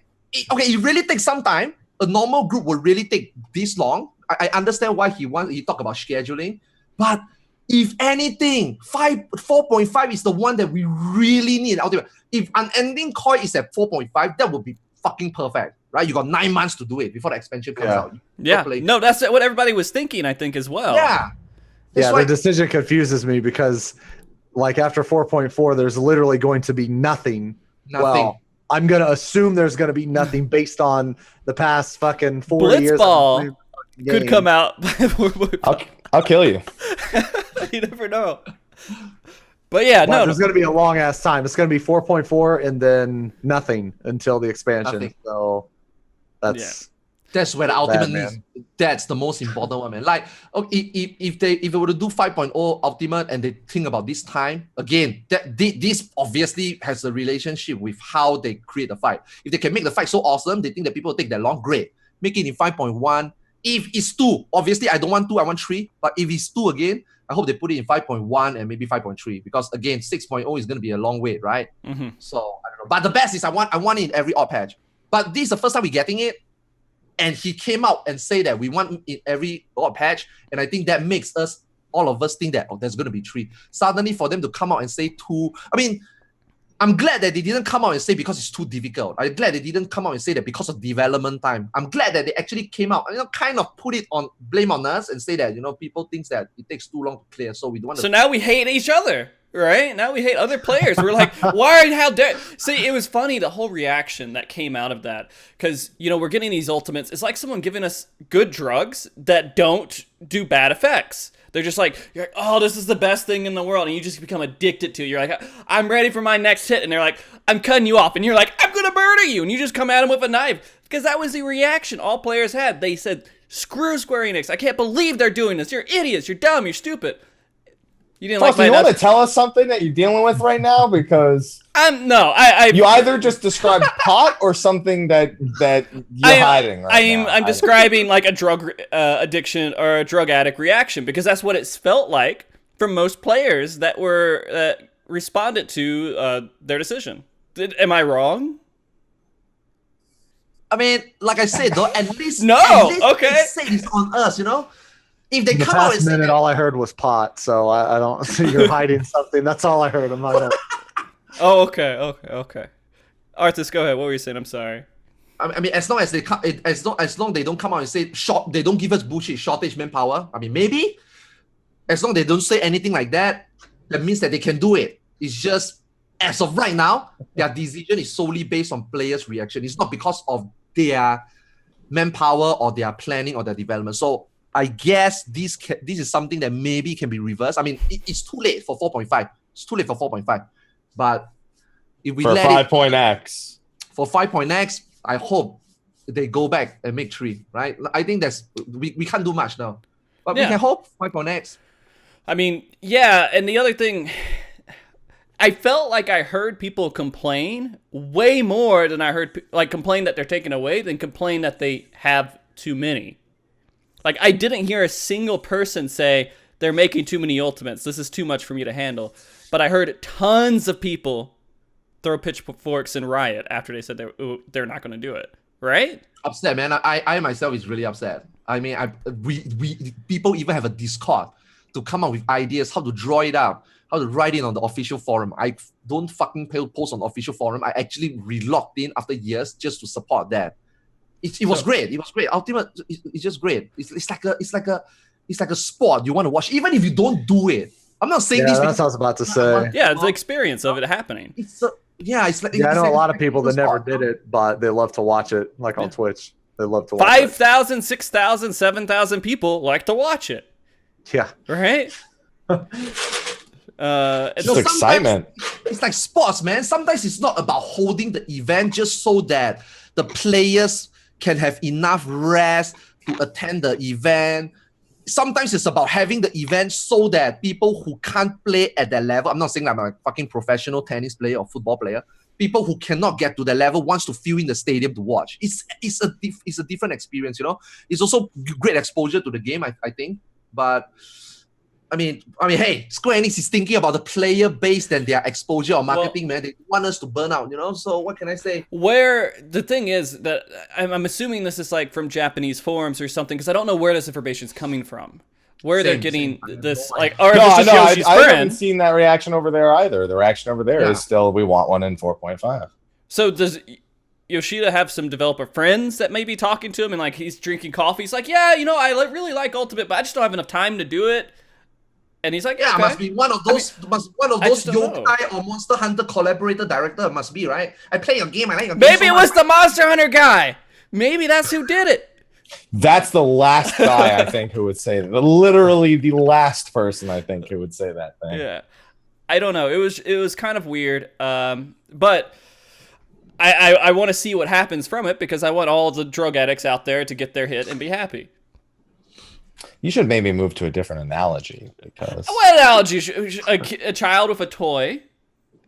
that's a much kinder one Okay. than the hard-hitting drug addict of who apparently it has no negative effects. Okay, but the raid addicts. But Should the I say withdrawal raid? symptom the withdrawal symptom is murder. So. Okay. I mean, that's what it's. Do you see how some players respond to news and information about Final Fantasy 14? What was in the cupboard? FBI. Look, that was off-screen conversation now. All right. No, but like, do you guys not agree that the Final Fantasy 14 fan base can be pretty hostile? Dude, the whole internet's hostile. I don't pick on I don't pick on communities individually anymore. It's the whole internet, man. Fair enough. All right, so overall, The internet is mean sometimes, man. And sometimes it's meme. I think it's usually both at the same time, to be honest with you. That sounds like a good that good talk show. Mean or meme? Mean or meme? Yeah. And you just dissect internet like threads and stuff. Oh, jeez, that would turn out well, I'm sure. As bad as well as the drug habit that you've implied for the past 20 minutes. All right, we're off that, okay? We're going to say we're taking toys from children, right? That's better, right? Okay. Yeah, you know what? We'll go with that. All right. So, saying all the stuff that we've said so far, what can be our expectations of this of content coming to us from different developers and everything else? I mean, what we're getting right now, do we feel like that is Square Enix putting their all in, or we feel like they're falling back some? I don't think they're falling back. I mean, they're always hiring for a reason. There's literally never a point where the 14 team's not hiring, and it seems like they don't get enough people who apply for the job. But they have one of the largest development teams across any MMO. It's just most people are like art or level design. They're not combat developers. So I think it depends on how many combat developers they can actually get, and they've been looking really hard, and they're like very, very strict about who actually gets that job. So I feel like as soon as they actually get more content developers or combat developers, it frees up a lot of that room for them to make more, more risky stuff and less safe stuff. But I mean, I'm not going to complain about what we get. It's just, I'm also not going to, praise it like I did maybe back in 2.x. Looking at 4.3 as a whole, I mean, it's got everything we're used to. Then it had Rathalos, it had Pagos, it had Heaven on High. We had the Hildebrand Adventures. Like, there's a bunch of stuff that's like sprinkled there, and it's all collectively a pretty large amount of things. It's just, you know, it's and ultimate, of course, among those things, and I'm just not gonna freak out. You know, It's just I think they're doing a lot. It's just it's not a lot of new, risky, or I guess super beneficial for somebody who just plays hardcore. You know, I actually do know somebody who could probably be a good combat developer. My friend Zeno, he's given me some ideas and some fight designs that he was thinking up. And I feel like he might be good to do it. Zeno, do you feel like you might be up for learning Japanese and going to Japan? I would love to design a fight. Okay. It'd be a lot of fun, man. It might happen. It might happen. You know, they have been doing like DPS costume play bullshit like that. There might be a time. You know, that's not a bad idea. That is not a bad idea. You know what this is reminding me of? So when Riot Games had first started with League of Legends, if you recruited 10,000 people, they let you design a champion. I don't think any champion anyone designed was ever allowed because none of them knew what the fuck they were doing. They have we player base. When it comes to first design something, right? Balance goes out of the window, right? Yeah, it does. I mean, it's not a bad idea. So you have gear design. That takes a lot of work. You got to look at the different ways the gear will line up and how the fashion works with the other pieces of the gear and if things match properly and all that great stuff. When you work with a fight design, you got to work with how the mechanics match up and everything else. And I feel like I think it's going to be extremely fun as well. Like, okay, Square Enix doesn't have to do shit. They just have to come up with something like, they don't even need to say something like, we're going to replicate a fight if we think that it's great. Mm-hmm. They can just put it out there, right? We just put in our entry. Obviously, it's going to be a stupid one, but there's obviously going to be a good one. Yeah. You know, if they have the community team to review it, the development team to be like, oh shit, this might actually work. But I think it's beneficial to everyone. We have fun letting our fantasy run wild, letting I can't design fight, letting Xeno's fantasy run wild, right? I really think that at some point, I hope they will do something like that. I think it will be fun at the same time. Could work out. I feel like it's a lot to ask, but I completely agree with you that it would be fun and great. So we'll see how that goes. I mean, I don't know. I don't know if you know better than I do. I don't know much about the Final Fantasy XIV development team behind the scenes and everything else. I know how WoW and Blizzard has this crazy team that's completely dedicated to the MMO and making it happen. And I feel like Square Enix has a little side team that works on Final Fantasy XIV, and then they do a lot of other things too, right? Like 270 people on the 14 team. It's one of the largest MMO development teams in the world. How many does Blizzard have? I think 100 and I don't know what the most recent count is. It's in the like late hundreds, I think. Well, when your graphics suck that much, I guess it's just like it's not I didn't take it there. Difficult. Oh. They don't need a graphics team. They got one guy just dicking around with it. I'm joking. I love Blizzard. Blizzard's one of my favorite companies. Yeah, I'm sure they'll believe that right now. I'm sure the representatives of Blizzard are watching right now, and I apologize to them. But with, I don't know, Final Fantasy XIV, Square Enix, if they do have that large team, it makes you feel a little bit upset. Well, no, because like I was saying earlier, most of them are not content developers. Most of them are art, level design, storyboard. Like, there's so many departments in MMO design, and like the number of people who do combat design is very, very low. Like, how hard would it be to transfer someone into one of those roles, though? You can't be an artist and all of a sudden be like, yeah, I'm gonna make an ultimate. I mean, they have a lot of experience with the game, right? They played the game probably, and that's like a common myth. Like, just because like playing a game doesn't make you a developer. You could be taught too, right? That's not like a. That's what we have. That's what we have schools for. Yes. Okay. Yes, you can be taught, but it's also. Yeah. You could tell someone, hey, go study, this is what we want you to be, and eventually get that person. I don't know. I feel eventually, like... Eventually, what, 5 years? 5 years? I don't think it takes 5 years. It takes Xeno, to be good? Oh. That good? Yeah. The experience, man. It's just... Someone has to be out there. It needs to be... If you can take them from one piece of content, like designing one type of content, and then move them into, like, designing a different type of... That works, but you can't take... I don't think you just take someone from the sound direction team and be like, well, no, here you go. No. Or the art team. Here you go. Yeah. All right. You know, to touch up a little bit, right? Like, I mean, just rewind back a little. Like, MMOs, right now, right? It's not because with the power Square Enix have, I don't think it's because they can't make something better. They don't have to.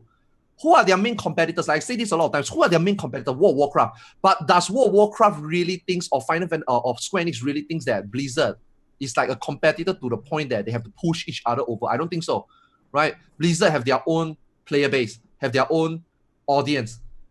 Square Enix have their own. Although we sitting here, most of us on Twitch, we are the Western people, even though I'm Southeast Asia, but you know, I'm more leaning towards the West, right? But yeah. You know, Blizzard just doesn't need to do much. They already have this amount of people with faith in them, will try it, will stick to it. Square Enix is the same. In Japan, mainly Japan, they have enough base to get that game going. So it's like, does like how many Japanese really play World of Warcraft? Not much. How many? Okay, a lot, but majority of the NA don't really play Final Fantasy 14, right? So it's like, you know, I don't think they feel a way that they have to do something different. They have to do something more. Why would you want, like Happy says, why would you want to take another risk? If your mock station is doing fucking amazing, probably earn more money than your sub every single time some item goes to sale or on the shelf, why would you want to change something? What they've been doing better though. New contents are coming in. We see Pagos, a relic system. I'm not sure whether we'll touch on relic system later. I don't know. I But feel like we hit the relic Kind of system already pretty. have. Yeah, I think Okay. okay. All right, spoiler, you kill shit and it goes up. There you go. Instead of this time doing ARF for 1,000,000 times, okay, maybe 100,000 times. Now you actually just play Pagos, level your character, kind of like progressing your character, but at the same time you're already working on your relic. But at the end of the day, the X days that you use to get a relic done is almost the same. Like I would say a week. If you go into it, a week, right? So it's kind of a different direction. More content coming in, Ultima rate coming in. They don't have to take that drastic step. I know everybody thinks that 14 can be better. Obviously, it can be better. It's just like, wow. You should want it to be better. Yeah. They don't have to be better. Because no one is chasing them. Until one revolutionary MMO, who, by the way, I'm not sure who is the next company that's going to make such a big up-and-coming MMO that can somehow overthrow this system. Square Enix and Blizzard probably is not going to change. Right? Most MMO these days existing on there is not going to change. It's not because they can't. I just don't think they have to. Why would you? If you are the CEO of Square Enix, if you are the CEO of Blizzard, hey, we need to revamp the whole fucking World of Warcraft graphic. We need to make it like anime girls. Why? Why would you? Wait, what? So you wanna shift the audience now? Why? They don't have to, right? I think they are both pretty happy with where they are. Even they have more people, I think they can slowly. Until a fiasco happens, like 1.0 to 2.0. Okay, that's where like crunch time. We really got to do something big. But at the moment, Final Fantasy 14 and World of Warcraft, I'm just talking about these two mainly because everybody's just following their footsteps, right? Even they themselves are following each other's footsteps. They themselves are happy with, this Final Fantasy 14 to this World of Warcraft. Yeah, we just do something similar. We just stick to what we are doing. There's no need for them to change. Now, for us, that's bad. Because we want something more. We are all dying for that one more MMO. Hey, we all thought Blast Online is gonna be the one. Fuck that. It's all right. It can be Pantheon, Chronicles of Illyria. I don't know what the hell happened to Crowfall. Conan, right? Sure. There's another one I'm forgetting. Black Desert. Now. Oh God. Next, I can't stand Korean MMOs, man. They're just too fucking grindy. ESO's been making a comeback. Maple Story 2. There you go. That's the 2. one. That's the one. Maple Story 2. Ashes of Creation was the one I was actually thinking of, though. Mm-hmm. There you go. There's a bunch that will be the next messiahs, and we'll see how those turn out. Yeah. Oh my dear Lord. No, I don't. I guess you're right. There's no one really chasing it, but I don't know if there's a company that could or would want to produce an MMO at that quality right now, right? You're talking about Blizzard and Square Enix. Who wants to come out? First thing first, development time. Second, MMOs is you are just going for the subs initially, right? Okay, obviously now everybody goes into cosmetics. That shit sell like drugs, man. Like, cosmetics is more. It's a good model, man. Yeah. Right. But in terms of developing a game, who can come out right now and wants to do? Even if I'm a new company setup, do I want to do something different? Or even if I'm an existing second tier to these super high tier companies, right? Why would I want to do that? I probably will make an MMO that looks just like Final Fantasy XIV and WoW. I wouldn't go beyond, right? Who would want to go that far? Who dares to go that far? They themselves don't even need to. Why would someone dare to go that far? So I think we, in terms of MMO, we are stuck in. We're stuck until VR is like a normal household thing, right? And then maybe we'll start seeing those MMOs pop up. Oh god. Yep. Are you guys? Yeah. Nice household fucking name you have right here. Is that just a big box? I don't know. That's a Vive. Oh, is it? I have my Vive in a box over there somewhere. That's the Vive box.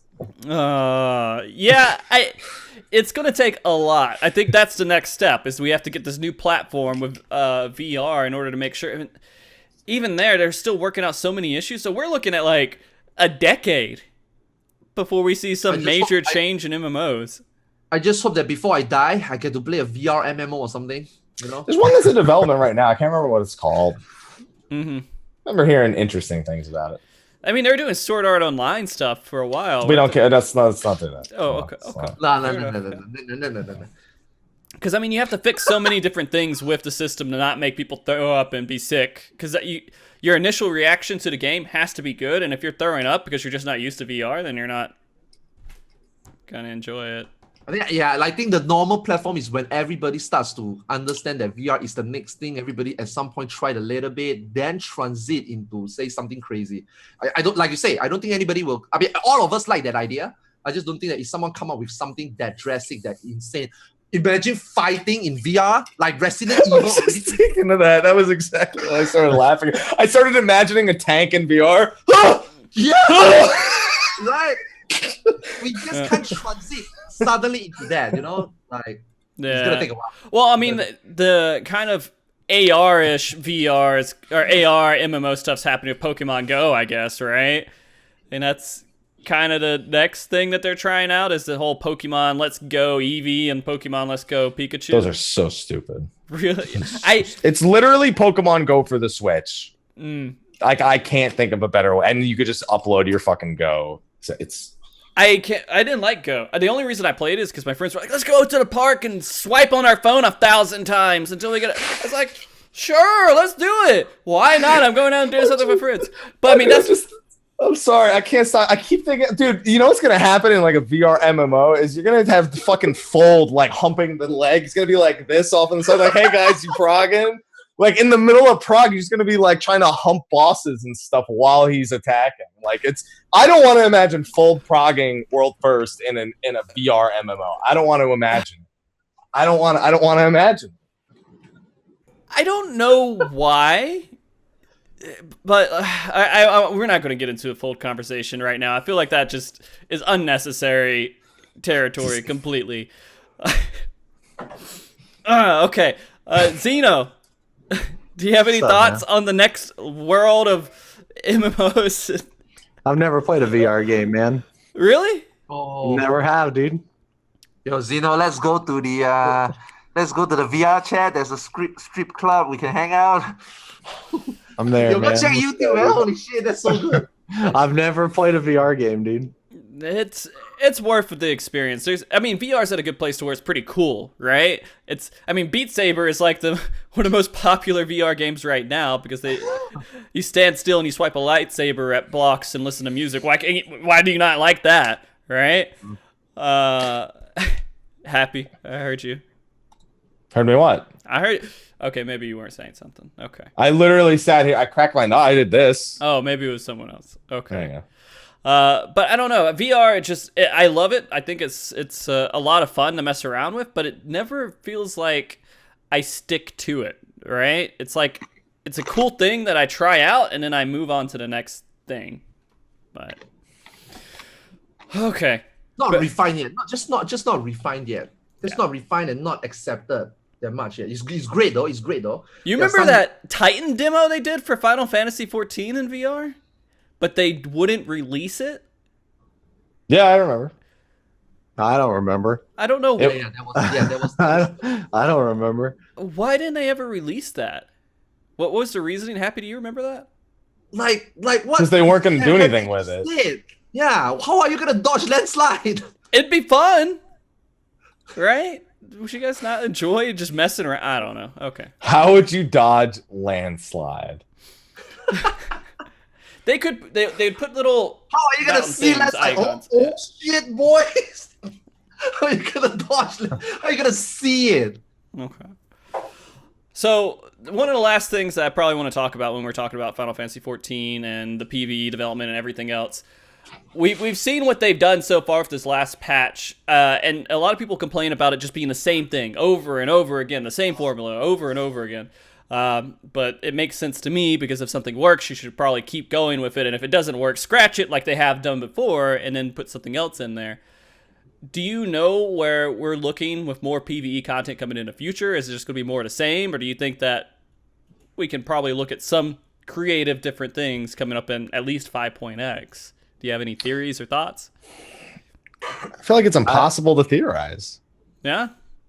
I want more savage bosses because I think that the difficulty curve spikes too hard. It's not even about having more bosses. It's about the average player goes 1 and 2, and then they're like stuck on 3 because I'm speaking of the average player.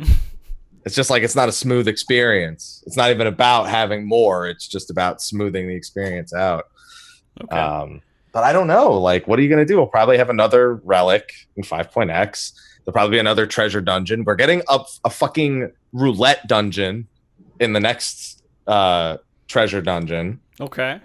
It's like, well, there'll probably be another deep dungeon. It's probably going to be 100 floors again. You know, now that they've found things that kind of work, they're going to do them again, and it's a matter of what the new thing is. And we don't know. It's hard to theorize what the new thing will be.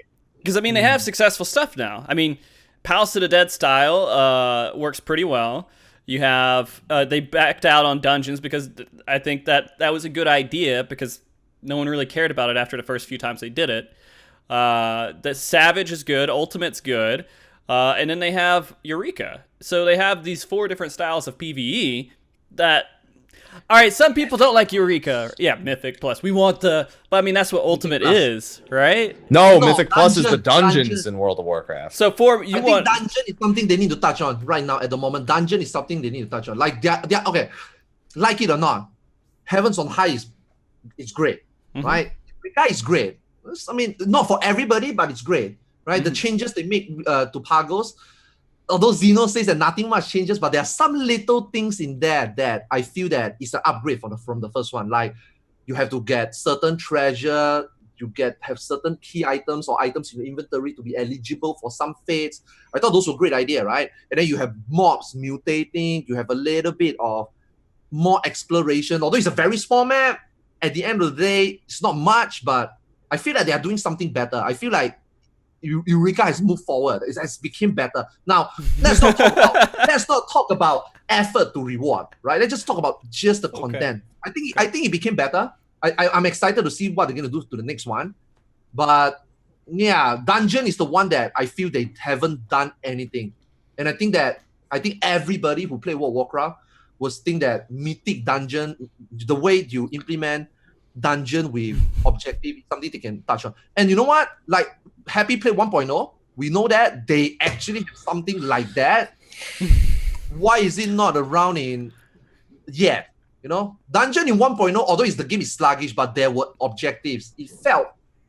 I felt like it would be a great place to start from there for Dungeon. Because right now, they just really need harder dungeons, man. Do you feel like if they just go back and they take all the dungeons they've done and they just recycle the content but make it Mythic Plus on all the ones they did? I mean, that doesn't take as much development time as creating a whole new dungeon. You can focus on just some of the dungeons are really awesome. Like they look really awesome and the fights are really cool. It's just most people don't give a shit because it's just brain dead because you can get hit by everything. You literally just pull from one wall to the next wall, kill everything, kill the boss. It's just the same over and over again. But if let's say that you could only pull one trash pack, and that trash pack had like between 1 to 2 one-shot mechanics. Now it's like you have to pay attention for the entire dungeon. Now when you get to the end of that dungeon, you feel like extremely rewarded because holy shit, that was hard as fuck, you know? I think that's what they should do to the dungeons. I remember back when I was playing Burning Crusade and WoW, we would get into a dungeon and we'd say, all right, here's 5 monsters. This one we're going to sleep. This one we're going to stun. This one we're going to do this to. And then we'd fight it. I don't know. Do people still like that style of going through trash? Or... I mean, Final I like Fantasy it to a certain 14 extent. players? No. Final Fantasy playing, obviously. Final Fantasy 14 players, obviously. They probably don't even know what the fuck you're talking about. Back in the days, we talk shit. Mages goes first. Casters go last. I mean, healers goes last, right? Archer sleep, right? And then when we finish everything, then we move in, right? Like Ion, you know, you have to pull that range mob closer. You have some. You gotta sleep, then tree, then sleep again. Root this one. Yo, that was lit though. That was awesome. I love that shit. MMO dungeon. How you go through a dungeon? Even right now in World of Warcraft, you do that. In Legion, the dungeons, you do that. In Final Fantasy 2.0, you do that. When you go through Amdapor Keep, there's fucking 5 demons. Anything more than you sleep mobs. We actually sleep mobs. We sleep mobs. We shadow bind things. We mark 1, 2, 3. Now, ever since I would say near the end of 2.x, who does that shit anymore? Now I don't think any Final Fantasy 14 players would do that. But yes, these are things that if you want to put trash mob, make them count. Don't make them just war to war. It doesn't make sense. It just doesn't make sense. It's also one of the reasons why the 24-man raids become something like that. One trash mob just gather everything. Why do you need to? Unless there's status, unless you see a line, then you split. Otherwise, everybody just bring everything together. Everybody knows that, but it shouldn't be, right? Well, what if you made when you kill these monsters as well, this trash, it actually had a low % chance of dropping something nice, right? Like a really high-level materia, which they do in some of the dungeons already, or a mount, or like just something. There's a low chance to it, but there's a reason to kill the stuff too.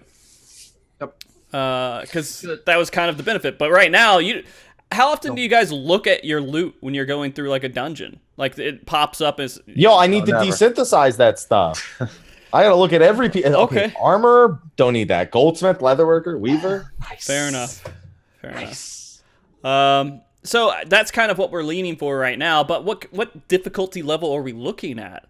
Are we looking at like these fights need to have like savage level bosses at the end of the boss, like just cut down into 5 minutes? I mean, I don't think they necessarily have to be that hard. I mean, it would be. Well, I guess it also depends on on how hard of a savage turn you're talking. But I mean, like going back to like Rathalos Extreme. I thought that was a really nice difficulty. Like, I mean, obviously not everyone's going to share my opinion, but I thought it was a nice difficulty. It wasn't too hard. It wasn't too easy. You had to pay attention a little bit, you know, and it was fun. But I think that if they made something like that, just more engaging format content, really, just like shit that you don't have to, because I do the dungeon once for the quest and then I usually never do it again. Right. And some of the dungeons are really cool. Like they're really awesome. But they're just so boring, man. It's just like there's no point for me to do them really unless I'm trying to like cap tomes, and that's only at the beginning of every even patch. So that's why I want PvE leader, like official PvE leaderboards and stuff. Like Heaven on High, they could do seasons for that and like have solo leaderboards and rewards for stuff like that. Like you can do it. It's not 4-man content, but like you can treat Heaven on High not like it's one release and start treating it like seasons and stuff where you have certain modifiers for certain seasons and stuff like that. You know, floors. They would have to change it up. Different effects. Yeah. You don't have to redevelop it from. I mean, plenty of games do seasons, where it's basically they make an addition, maybe a new item available, or PoE being an example with new areas, new acts, or new legendaries or whatnot. It's been a while since I played PoE. I think they're called exotics in PoE. But like you can do things like that. You can take content and make it different without redoing the whole thing. And I feel like that's where 14 fails the most. I don't like content in 11 for the most part, but at least the developers had the idea of taking an idea and just recycling it and changing one rule and generally just releasing it as something else entirely. That idea is something that 14 always wants to create, like all new assets and all new this. Like they want to reuse things, but they still want to make all brand new things, and then that takes time.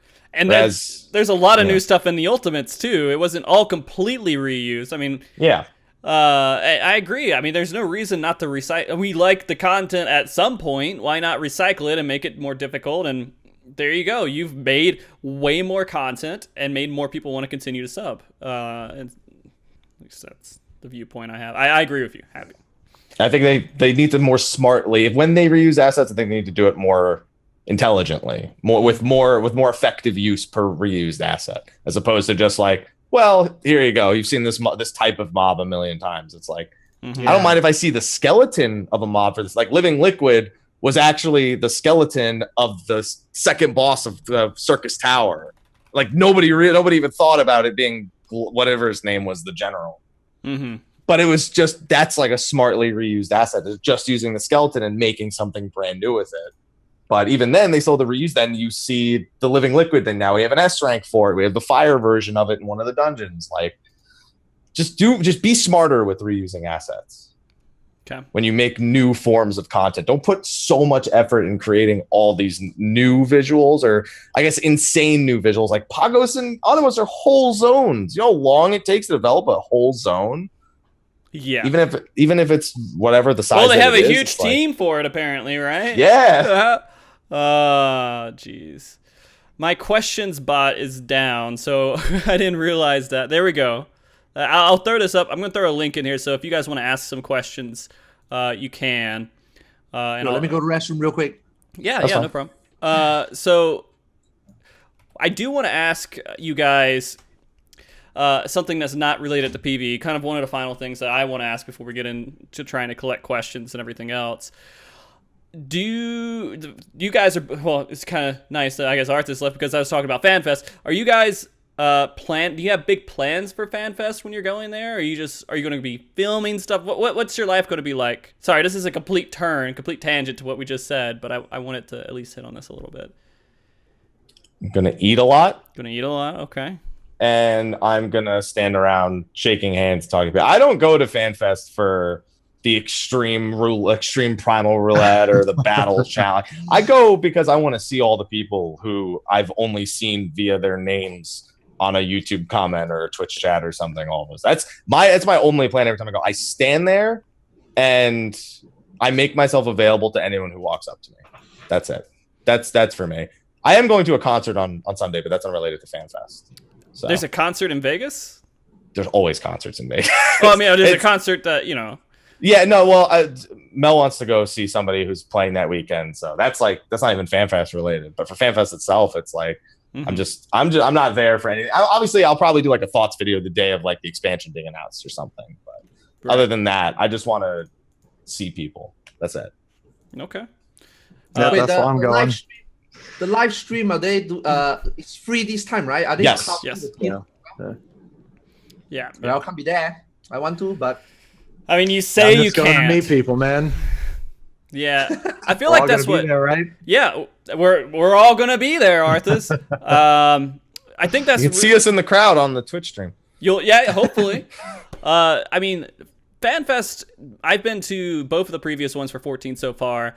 I'm wearing my 14 shirt, by the way, 2014 here. Good stuff.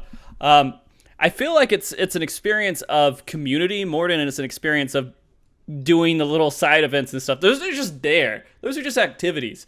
You're going there to meet your friends, and you're like, we don't know what to do. Let's just go do this quick race between someone else to try to beat a dungeon as fast as possible.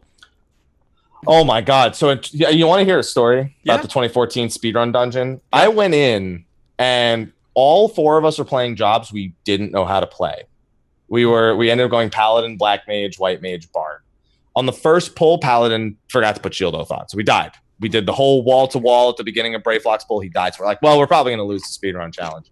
But we just do it. So we just do that pull again. We go through again, and we win the speedrun challenge even after that happening. So I'm like, damn, we must have been going really fast. I look at everyone else, and they were all pulling the packs one by one. Every other team. The team that was closest was just getting to the second boss by the time we finished after the wiping, at the beginning. I wish that worked for me. I went in there, and I didn't play Paladin at the time. I played Warrior. And so it's like, all right, I guess because you were restricted, right? You had to play Paladin. I think you couldn't play. No, actually, I think you're right. I don't think you got to pick what job you played. I think it was paladin. I don't think we You had could a pick the choice, I think. role, but you had to play, whatever was there. Yeah, I think you had to play bard, black mage. Like they wanted everyone to be on the same jobs for the race. I think you're right. Yeah. So I did that, and we lost by barely anything. And I was like, "Can you guys still give me a stamp?" And they're like, "Oh," I'm like, "I'm not staying in this line anymore. Screw this." Yeah. They changed. So I was that a like, little we bit. have to win this one. I'm not getting in this line again. Yeah. I mean, and that's really what it turns out. These are just little side things to do if you just don't know what else to do there. And it's not bad. These are safe activity for nerdy Final Fantasy 14 players, right? You're not going out to like crazy strip clubs or anything else while you're out there. You're just doing nice little safe things in your nice little bubble. And Rio, funny enough, is off the strip. So if you want to like get out and do other strip stuff, you have to make a decent effort to do that. You have to take a shuttle. There's a shuttle that takes you to the strip. Oh, is there? I didn't know that at the time. I didn't even know parking was easy in Vegas until I tried it. I mean, if you drive up there, you can drive pretty much anywhere you want to and not have an issue getting a spot because there's just parking garages everywhere. But Xeno, your whole plan is basically just to kind of go there and hang out, right? Yeah, man, I'm just going there to meet people, dude. That's it. Just going there to chill and meet people. I have some friends that are going that don't even have tickets. We're just gonna. I mean, because I was thinking about it, and like even when me and you hung out, we didn't really hang out in the convention at all. Huh? I mean, well, very much. Like we left. We went to old Vegas Strip, yeah. Yeah, we weren't even there like a majority of the time. So. Yeah, and that's fine. Just go over to the blackjack. I think we were at the blackjack table for a little while. That's kind of fun. It's just an experience. Like the only time I really stayed in there was for the like the keynote. I went to the concert, which was pretty cool. And then the concert was I don't know. I really love the concert every single time because it feels awesome. The energy is like extremely hyped during the concert. It was really cool. The only thing I didn't like is they replayed Sephiroth's song. I wish I would have played like not Shiva, the same song. right? I think I kind of wish they just always came with enough songs to not need to replay a song. Yeah. Yeah. They Like, should there's have more than tons enough now. songs. Yeah. That was like the only thing I didn't really like about the concert was that they played the same song twice. At the first one, didn't they play 2 songs twice at the first Fan Fest? I think Frosty. Yeah, they didn't have like I think they didn't want to release Shiva at the first one, and they waited until EU to play it. No, yeah, that's right. Yeah. What, did we not get sheet? No. Everybody was yelling for it, and they're like, "No." They asked, and they're like, "No, we're not gonna give it to you yet. We want you guys to hear it in game or something." I don't know. Oh, the patch wasn't out yet. That's right. 2.4 wasn't out yet, so they didn't play Oblivion. That's right. Yeah, it's man, Arthas, I'm so glad you're going, dude. It's gonna be such a great time, man. All right, and the other thing about FanFest that I kind of wanted to make a note of, I know a lot of people are going that don't have tickets just to go, and that's going to be a great idea, but there's a lot of people who are pissed off about not having tickets, and the one thing I want to say is just go there to have fun and try not to do this versus thing where you're versus the people who have tickets or something, because I hear some really gross comments every once in a while. Just go and have fun. I ain't got time for that. Anytime negativity pops up now, it's like, no, I ain't got time. Just live your life. That's it. Yeah, just go over there, fuck around, have a good time. I mean, seriously, when we were over at the 2016, some of my best time was sitting in the lobby between the because there's Bailey's or Bally's or whatever and the Paris one, right? Yes. And then there's like a little sitting area where you just sit there and you order drinks. And I was just sitting there with Layla and Happy and Slime. We're just ordering drinks and just hanging out. Yeah, that's where we had gotten to the In-N-Out and the Taco Bell conversations with me and Layla.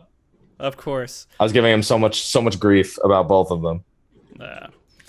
All right. Let me ask some of these questions here. We have a handful of them, and this will be the last part of the show. See, I'm keeping pretty good on time. It's only been 2 hours. All right? It's only been 2 hours. I feel like there's still so much more we could talk about. There is a lot more we could talk about. But I'm trying to keep it good. We could do show number 2 next weekend. We got it. All right. Tasty Pants here. what do you think about bringing trash or hallways back into raids?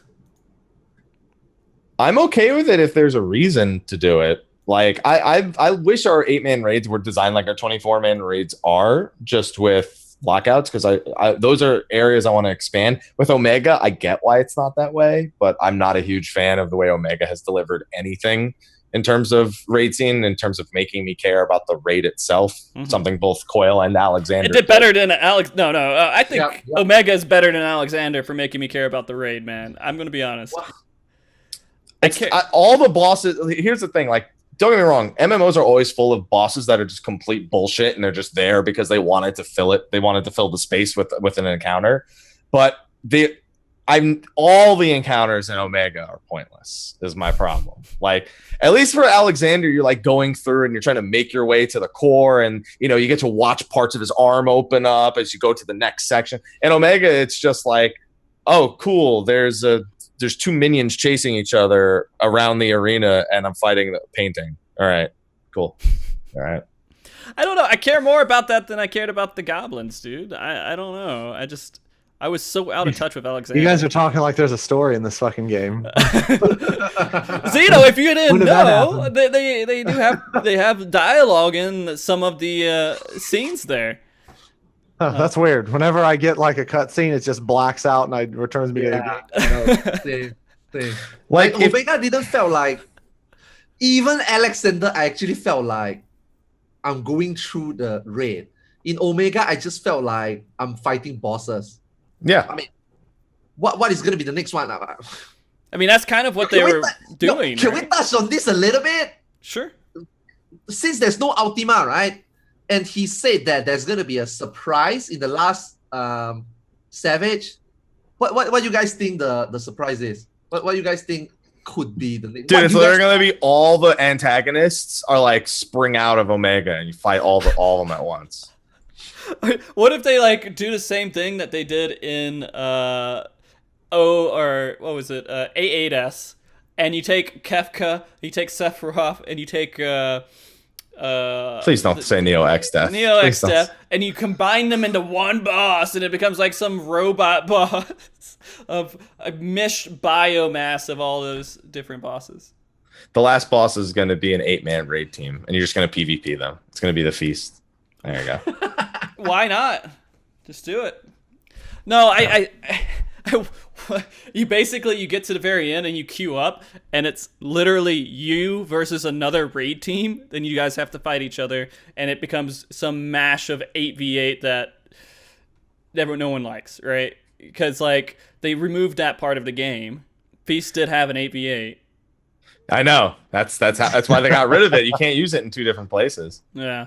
Oh, yeah, they're transferring it over to the raid team. But yeah, no, pretty much. I mean, I guess they could have done that with the Warriors of Darkness or whatever, right? They did absolute dog shit with the Warriors of Darkness. Absolute dog shit with the Warriors of Darkness. Well, I feel like they seem like they're such a important part of like the whole game and story. We come and they're like, I guess we're not so different. We're okay, and then we're gone. We're done, right? Yeah. Here's the one thing I'd like to. If you're gonna put trash, then put the stuff that they drop as stuff to actually make the 380 raid crafted gear, for example. Like make the items that you need from the trash the items that make the next tier up of crafted gear. So you need to farm trash in order to not even farm, but at least when you're going through, you're pulling this thing up, and then also there's not this super huge reliance on everybody's going to be crafted the first week to get every edge over everything. You know, you kind of it just adds value to it, and every week you go through, then at least you're getting something from the trash. Just you need to make trash meaningful. You can't just have trash to have trash, which is what the dungeons do. I mean, WoW does it. Yeah. Yeah. I don't know. WoW has things like recipes and epics. Right? Yeah. I guess so. Do they still do that? Because I mean, before I think they changed. Who fucking knows? Yeah. All right. So you guys, trash would be great if it meant something, right? Yeah. You think that you guys think there'll be you guys think there's a possibility of like a turn 5 this time? Of a what? Like having 5 turns instead of 4 turns. No, it's big fat 0 there. Really? No way. Not for the surprise. I mean, I'm turn looking like- 3 did exist. I'll be a low chance anything. No. Like, don't you guys think like the first Omega they did a FF5, the second they did a FF6. If they want to hype it up for the last raid here, I get it. It's 100% going to be Omega Prime. I mean, no, it's good. It's going to be Omega Prime. If Omega Prime is going to be a turn 4, I'm sorry, then We're at? what type? Well, there's 4.6. I don't know. But you guys not think or a slightest chance? Like, okay, I know the most popular one is everybody is saying the FF7. Hopefully FF7. Hopefully. People think the FF7 might be the next one. Now, are you gonna downplay Sephiroth to turn 3? No, right? Nope. Right? No. You're gonna have. You got Neo XDev, you got Kefka. You know, Neo XDev, I get it. Not a lot of people knows or anything because FF5 didn't really have a proper localization until like recent years. When I say recent, I like the last 5-10 years. I played. During I played FF5, there was only JP version. So I can understand people don't really know much, but they went to FF6. That's where everybody starts to know a lot. Got Kefka, right? FF7, I think, which is the next one, which I think every staple Final Fantasy players would know. Sephiroth has to be a turn 4, right? So where does that leave Omega? Is that possible that there's a turn 5? And they say there's a lack of, they say they're going to be a big surprise. There is no 4.5 Ultimate. Why You not? can't have two. I mean, what some people are suspecting is that Omega is our ultimate level encounter, and it's like, but not ultimate. And I'm just like, here's the thing: you're screwed no matter what because you can't have 2 last bosses. You can have a last boss that has like multiple forms, but you're never fighting 2 last bosses at the same. Like, there's not going to be 2 04s or 2 08s. They won't do it. Although, to be honest, weird. a lot of patches. I guess not a lot of patches, but I think back to Creator, and at times it felt like Cruise Chaser was the better last boss. Cruise Chaser was pretty amazing. I don't know. I really liked Cruise Chaser. It's really good. And A3 Savage we wished was the last boss because manipulators suck. Yeah. It was, to be honest with you. When I beat A3, I was like, well, I beat the tier. This is an extra boss I can go fight, I guess, if I really want to. All right. Let's go to the next question here. This is from Orb. Isn't Rathalos an experiment to build upon as far as 4-man content will go in the future? I think everything's an experiment, right? Unfortunately, I yeah. hope they make more stuff like it. Yeah. But I that's liked why- it. So You know, that's why I went back, right? When they talk about it being a 4-man, right? Initially, when they showed a PowerPoint slide, I was like, oh God, this might be the beginning. And then when they say something about, well, we are just going to replicate it like a Monster Hunter, I'm like, why? Why don't you make something like, I mean, the Monster Hunter Behemoth was never wanted to make it like a Final Fantasy XIV raid boss, right? It's still Monster Hunter, except that it's got more crazy mechanics. But you still have that. You still have that, like Happy says, you still have that factor where you take a risk more or play more safe or more offensive, but you take more damage. So things like that. It's not like a Final Fantasy, but it has to be perfect. Dodge this, do this, and don't get touched by any AoEs or damage. It's not like that, right? Monster Hunter make it like their fight. They just embrace the Behemoth into the world of Monster Hunter, right? Why does Final Fantasy wants to make it a Monster Hunter fight? I really thought that Rathalos is going to be, okay, some elements has to be there. Mounting the mob, cutting the tail, you know, things like this might be there. Carving for loot might be there, but those are just maybe for formality, right? But why make it into a hunt? Why don't you make it a Final Fantasy fight? And if it's 4-man and it checks out, we might see that in the future, right? Now, this is specially made for Monster Hunter. It's supposed to feel like Monster Hunter. Are they going to continuously make it feel like Monster Hunter? I don't know. But I feel like they could have tried to do something with, try to do something with this 4-man. Then maybe we will see more 4-man stuff. But I hope they could pull stuff from it that people liked and put it towards the future fights that they make for raids or dungeons or whatever else. And I think that's kind of the formula for Final Fantasy XIV is to throw something out there, try it, and then pull the good stuff and make more stuff with it. Right? And I'm so worried about the next Ultima. The next Savage raid that's gonna have awoken mechanics. Because it's already so easy. If you take that learning experience from people, who knows? It might make it worse. I don't know. I'm just super afraid, man. Because they tend to do this. So far, they tend to do this. When they find something new, they put it in the next tier. I'm very worried. Every patch has a theme. Like when they discover how to make a new type of like raid marker, they use it in like 8 different places. That patch, like the dungeon boss has it, then the 24-man boss has it, then the next 8-man boss. Like they do that a lot. Yes, I'm very scared of that awoken mechanic in Savage. Hopefully they don't recycle that because it could be good, but for people who don't go through it, it's Savage. It's gonna be. I don't know. I just feel like it's going to be like...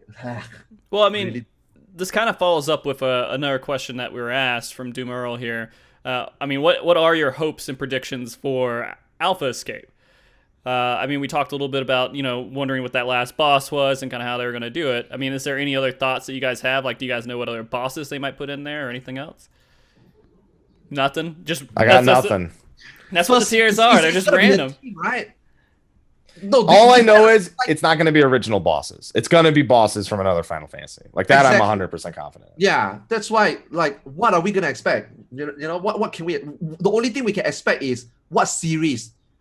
And again, I would say from 5 to 6, the next one has to be the most hype, or more hype than 6, right? What bosses from 7?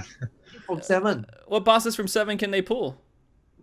3 Genovas. The weapon. Yeah, the weapons too. There's the weapons. There's the weapons. There's the Genovas. I mean, if it was like the second raid tier, there's like a much bigger pool of bosses. Like Lost Number from the safe would be like if it wasn't the very last one. Like I can imagine Lost Number being a hell of an encounter. But the thing is, I don't know. Weapons are already a thing kind of in this game. It doesn't. I feel like that's a whole separate thing that they can play. We only have one. Omega's not a weapon. He's not classified as an Omega weapon. He's just classified as Omega. But that's something they could put in the whole Garlean universe, right? It's not something like that's. They'll use up that content. They can't bring Ruby later on from the Garlean. What the fuck is a Garlean? This guy. You know what? I'm gonna have like a seasoning or something. I'm going to have you on a show in the future, Xeno, and I'm going to bring out this as well. And it's going to be basically him teaching you about the game and your reactions to him teaching you about the game. It's like bringing a geography student into history class, and then he's not interested. Yeah. Oh, cool. Or you can bring me to either class, and I'm not interested. Either way. I don't know. I'm trying to remember 7, and I'm trying to remember things. The weapons just feel weird to me, but you're right. I don't really know what else they could. It has to be 7. It has to be 7. What if they what's the gangsters? What are they called? The Turks. The Turks. What if they bring those guys in? I mean, anything goes, man. Okay. All right. Let's see. Oh. This is the most common question. You know what? You guys are all full-time Final Fantasy XIV streamers. Have you guys ever been asked what are the next jobs coming in the next expansion? Always? Yeah, a lot. Puppet Master. Puppet Master. Okay. I just hope it's a tank and healer.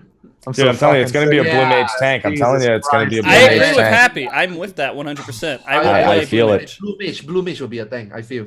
Like a magical tank, right? But the thing is, there are a nice set group of people who completely disagree that they should implement Blue Mage into the game because it wouldn't be authentic enough. Blue Mage is different in every Final Fantasy game. Yeah. It's literally like in one game you have to use the Dragoon skill, Lancet to learn skills. One of them you learn it with an items. One of them you drop a dude out on a field and go pick him up again. Although Strago is technically more the Blue Mage in that game. Like it's different in every game the way you go about actually learning magic. It's the 11 people who say it has to be a certain way.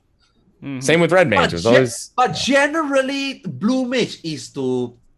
You see the skill.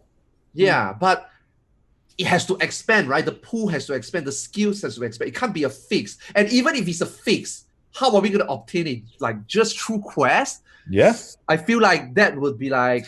See, even Yoshida said that's why he doesn't want to do Blue Mage, because he said he wouldn't, that just doing quests isn't really what people envision. That was in an interview, I think two, maybe a year and a half, 2 years ago, where he said, that's not what people think when they think Blue Mage. I mean, that's the same time when they were doing like the anniversary or they were doing some sort of event where you could go up and talk to the NPCs that were officially from the Square Enix company or representations of them. One of them said, "Why red mage? Why not blue?" You know, and next one, right? The Rising is coming soon, right? The next one should have some tidbits in there. This should be a very interesting Rising. I feel Geomancer 100%. Geomancer fits perfectly how a healer should be in Final Fantasy XIV. I think Geomancer is. I don't want to say 100. Let's just say 99.999. Let's round out to 99.9, right? Okay. Geomancer, I feel will be there. Now, well, considering the lore it's literally already a healer in the lore, so yeah.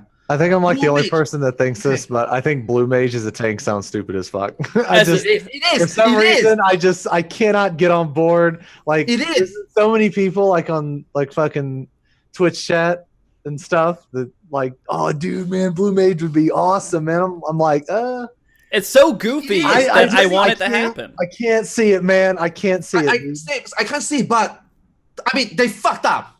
Samurai could have been a tank, and then Blue Mage could have been a DPS. They kind of fucked up the Samurai. I get it, due to popularity, due to feedback. Samurai, how can Samurai And to do a whole expansion in like an Eastern type of format, yeah. I mean, Dark Knight went the other way, and I thought it's brilliant. I thought Samurai could. If you ask me, right, Samurai and Blue Mage, which could be a tank? I would say Samurai could have been a tank. I think everybody would be okay with that. Now the thing is, Samurai is I don't see a DPS job in the next expansion unless they are willing to do 3 jobs in the next expansion. Because an expansion, any game, right? Expansion, right? You have to have a DPS class. I mean, most games that come with the expansion, you have to have a DPS class because that's the job, that's the class, that's the role, that's the fields that most player, new player, returning player, or existing player, they want a DPS because it's the most played class. It has to be there. Now, you put 2 in Storm's Blood, you kind of fuck yourself over in 5.0, I feel. Because what if they do just 1 job and it can do all 3 roles? It can do all 3 roles. So you just dude, that's what the logo system is for in 4.4x. That's what the logo system is for. But I mean, I really love how Arcanis became. But they also say they don't want to do something like that. So I don't mind them going back to something like Blue Mage. You can choose to be as a tank, or I mean, hell man, Blue Mage can also be a fucking healer if you really want to. Fucking Wild Carrot, I don't know, right? You can do that, right? But I really think that these 2 DPS and Samurai being a DPS and 2 DPS in 4.0, I'm interested. I'm really interested to see 5.x what they're gonna do. Like, it has to be a tank and a healer. It has to be because they were just not there in 4.x, right? But as the expansion has to have a DPS. Are they going to go for 3 this time? 3 would be ideal. I can't see them doing 3 again. I also don't see it. But 3 would be the ideal situation where I think everybody will be like, whoa, okay. But I don't see them doing 3. I don't see them doing... I can't see them leaving out a tank or a healer because they left it out for 1 expansion. I'm really interested what they're going to do this time. Really, really, really interested. And Geomancer being a thing, I think it's 99%. Blue Mage being a tank, like I agree, Xeno stupid as fuck. But if they want to bring it in, I think that it has to be a DPS or tank. And again, back to the topic, 3 jobs, 2 jobs, 1 role missing out. Just so many things could happen, in the next keynote, I feel. It's just... with Blue Mage, the thing is, it's like... So all the 11... So when I think back to 11, and when a lot of people refer to it in 11, they think, how could it be a tank? And I go, how did you learn the skills? He said, I got hit by it. And I'm like, there you go. That's why I'll go with that reasoning. But it's also with Blue Mage, like I feel like they don't just do the standard learn abilities through quest things. It's like, look at the abilities in 14. Like, status effects aren't really used for much of anything, so you can't really give them a whole... It will be if you do Mythic. You could make more status effects more valuable in a harder dungeon, but... Sorry. So moving on. We're gonna... so moving on. You have that, but also just all you have conal skills, you have circular skills, you have donut. It's like they're just different forms of AoEs or single target skills. There's not like, and then you have to make them interact with each other. I don't see it happening. I just don't see that happening. That's why Blue Mage is a risk, but if it's anything, it's a tank. Unless they want to make it like a druid and it transforms into monsters instead of using monster skills, but who knows? Mm-hmm. All right. I'm going to completely derail any serious conversation here by asking this next one. This is from Goka. Hey Xeno, I know you said you were going back for plywood before dropping me and Ember off at McDonald's. And I don't mean to rush you or anything, but it's been about 3 years. I know you said you were going to be on MogTalk today, so just making sure you haven't forgotten to pick us up. She's on her 5th box of McNuggets and has told me that the Horse Olympics 3 times. Okay? I'm struggling to stick to my diet with all this food around me. Please let me know when you'll be there. I know I banned Goka from my chat the other day. Plywood. Yeah, plywood is the first. Like, that's the last thing I'm going to be doing is like building something. What the fuck? Out of plywood at that. Why are you getting all these muscles, Xeno, if you're not going to use them to build stuff? I just want to jack off more throughout the day. That's why I go lift, dude. Thank you. Let's bring the quality back to MogTalk with that statement. Matter of fact, I'm going today after this. You're going to jack off or you're going to the gym? Yeah, which one? They're just blurring together at this point. I don't even fucking know anymore, brother. All right. Where's the serious statement here to wash this out? Okay, this is from Anonymous. What do you not like about the current meta? Like job? Job meta. I'm assuming. Like the way people enforce jobs. Yeah. Like in game. I don't give a shit. I really don't. I'm just like, yo, listen, if you're a good samurai, I'll play with you. I don't give a shit. If you're a good red mage, if you're a good black mage, I don't give a shit. Now, The people who enforce it the most are the people who have no fucking idea why it exists in the first place. And so I'm just like, fuck it. I don't care. Well, people want the easiest strategy too. Yeah. So. Now. A lot of people, people be asking me sometimes why you hate Black, why you hate Sam. I want to make it very, very clear, right? We don't hate those jobs. They're just worse. Yeah, like why would you? We can, but why would you? We have no problem with you, but why would you bring them? We don't hate that. Like Happy said, if you're a good samurai, I'll play with good samurai. I fucking go samurai myself sometimes. Not because I want to meme, not because I want to make your life difficult. I know I can do almost the same and we can still clear the content. It's fine. But the thing is, Square Enix didn't really help you out there. It's not because we don't want to. Why do we want to make our life difficult? Why the fuck would I want to bring a samurai to Ultima? Why? This is like the reverse of what Happy just said. Oh, really? Oh, shit. I mean, it's okay. It's good. It's fine. It's okay, but why? We don't mind, but why? I hope I'm not contradicting here, but okay. So you think that for you it's just you're playing. Why would I want to have a harder experience? And you'd rather just have an easier experience. Happy's like, I don't care. I'm too good to care. That's not even remotely what I just said. All I said is that if you're a good player, that's all I give a shit about. Okay. Like if you're the samurai who was in my 04 Savage like clear where it had 3 pugs and you were wearing a yokai watch and did like 2k DPS and died 3 times and then you took the fucking striking body from me, then I don't want to play with you. Remember that? Oh yeah, you were in that group, Arthars. I forgot you were even in that. I was in voice chat like, dude, this guy is wearing a yokai watch, and then Happy like, are you serious? And then Muni is like, you gotta be kidding me. We were like, holy shit, he's wearing a yokai watch, and he took Happy's striking body. Yeah, he even got a 370. He even got a 340 body, which is the best in slot for samurai. He still rolled for that body. Yeah, he already had the tome body, and he rolled on the striking body. Oh, you still remember that? Holy shit. It's our fault for leaving him in the group the whole time, really. Like, we saw what was happening. We said, no, we could still win. 1% why, man? That yokai watch? Oh. All right, Xeno, what's your thought on job meta? I think it only matters during Prague. Okay. Like, I think during Prague, if you take a black mage or a samurai, you're a fucking idiot. But, I mean, Yep. I'm not... I mean, I don't do World Prague. I mean, I rate a lot of hours, but, I don't like participate in the world race, so I don't know. Maybe I'm wrong. But I just think that black mages and samurais, they don't offer anything, and I think that if you're doing Prague, you should go in with the most effective setup. And I just don't think that, like, to me, why would you ever take a caster that can't res It just doesn't make sense to me. So maybe I'm missing something. I don't know, man. Maybe I'm missing something. But but it only applies to me for like prog, because like let's say like week 3, week 2, week 3, say you kill it week 1, then who fucking cares? Yeah. Who fucking cares? It's not so much about the meta. It's how you think. If you are a samurai or a black mage, why would you want to bring it on week 1? What is your agenda here? It's the job you play. Yeah. That's it. Are you helping? Do you want to help your group?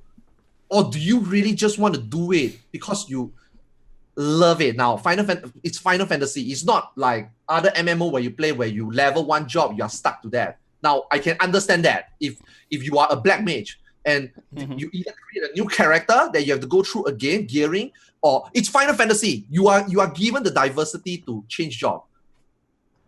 I'm not so I wouldn't be so mad for samurai, but for black mage, why? You can't rest. It's the most important thing in prog.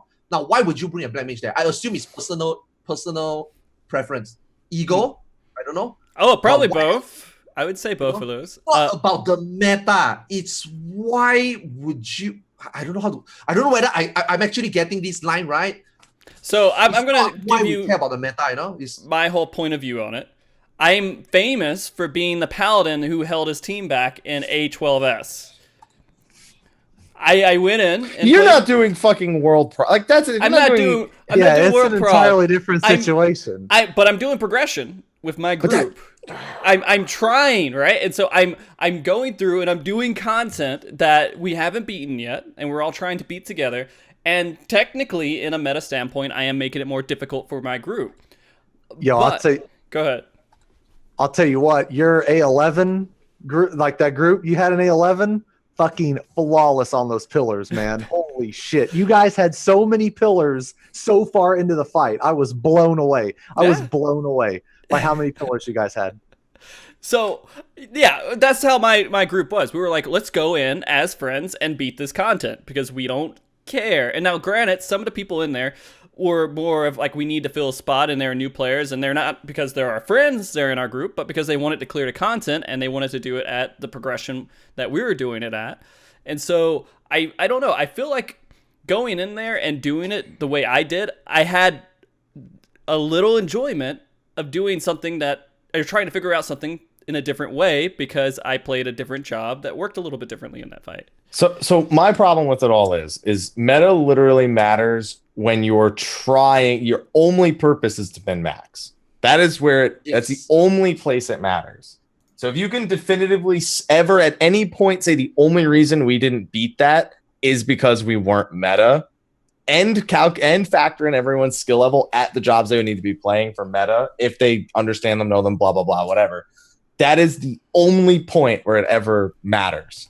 Yes. Anyone who's right now in the party finder demanding a meta comp to Pug 08 Savage, that's stupid. The only reason why people seem to leave samurais out is because they don't trust Pug samurais. That's like the only thing I've learned from this point. Everyone always says the only reason I don't accept samurais is because most of them are bad. Like, man, maybe you're a good one, but I don't know that. I don't know that yet. You have to show me. And I won't let you because I banned samurais from my... The other day, I tried. I was on Samurai doing Ultima, and then people asking me how do people do solo damage. I literally went to try some really dumb shit, right?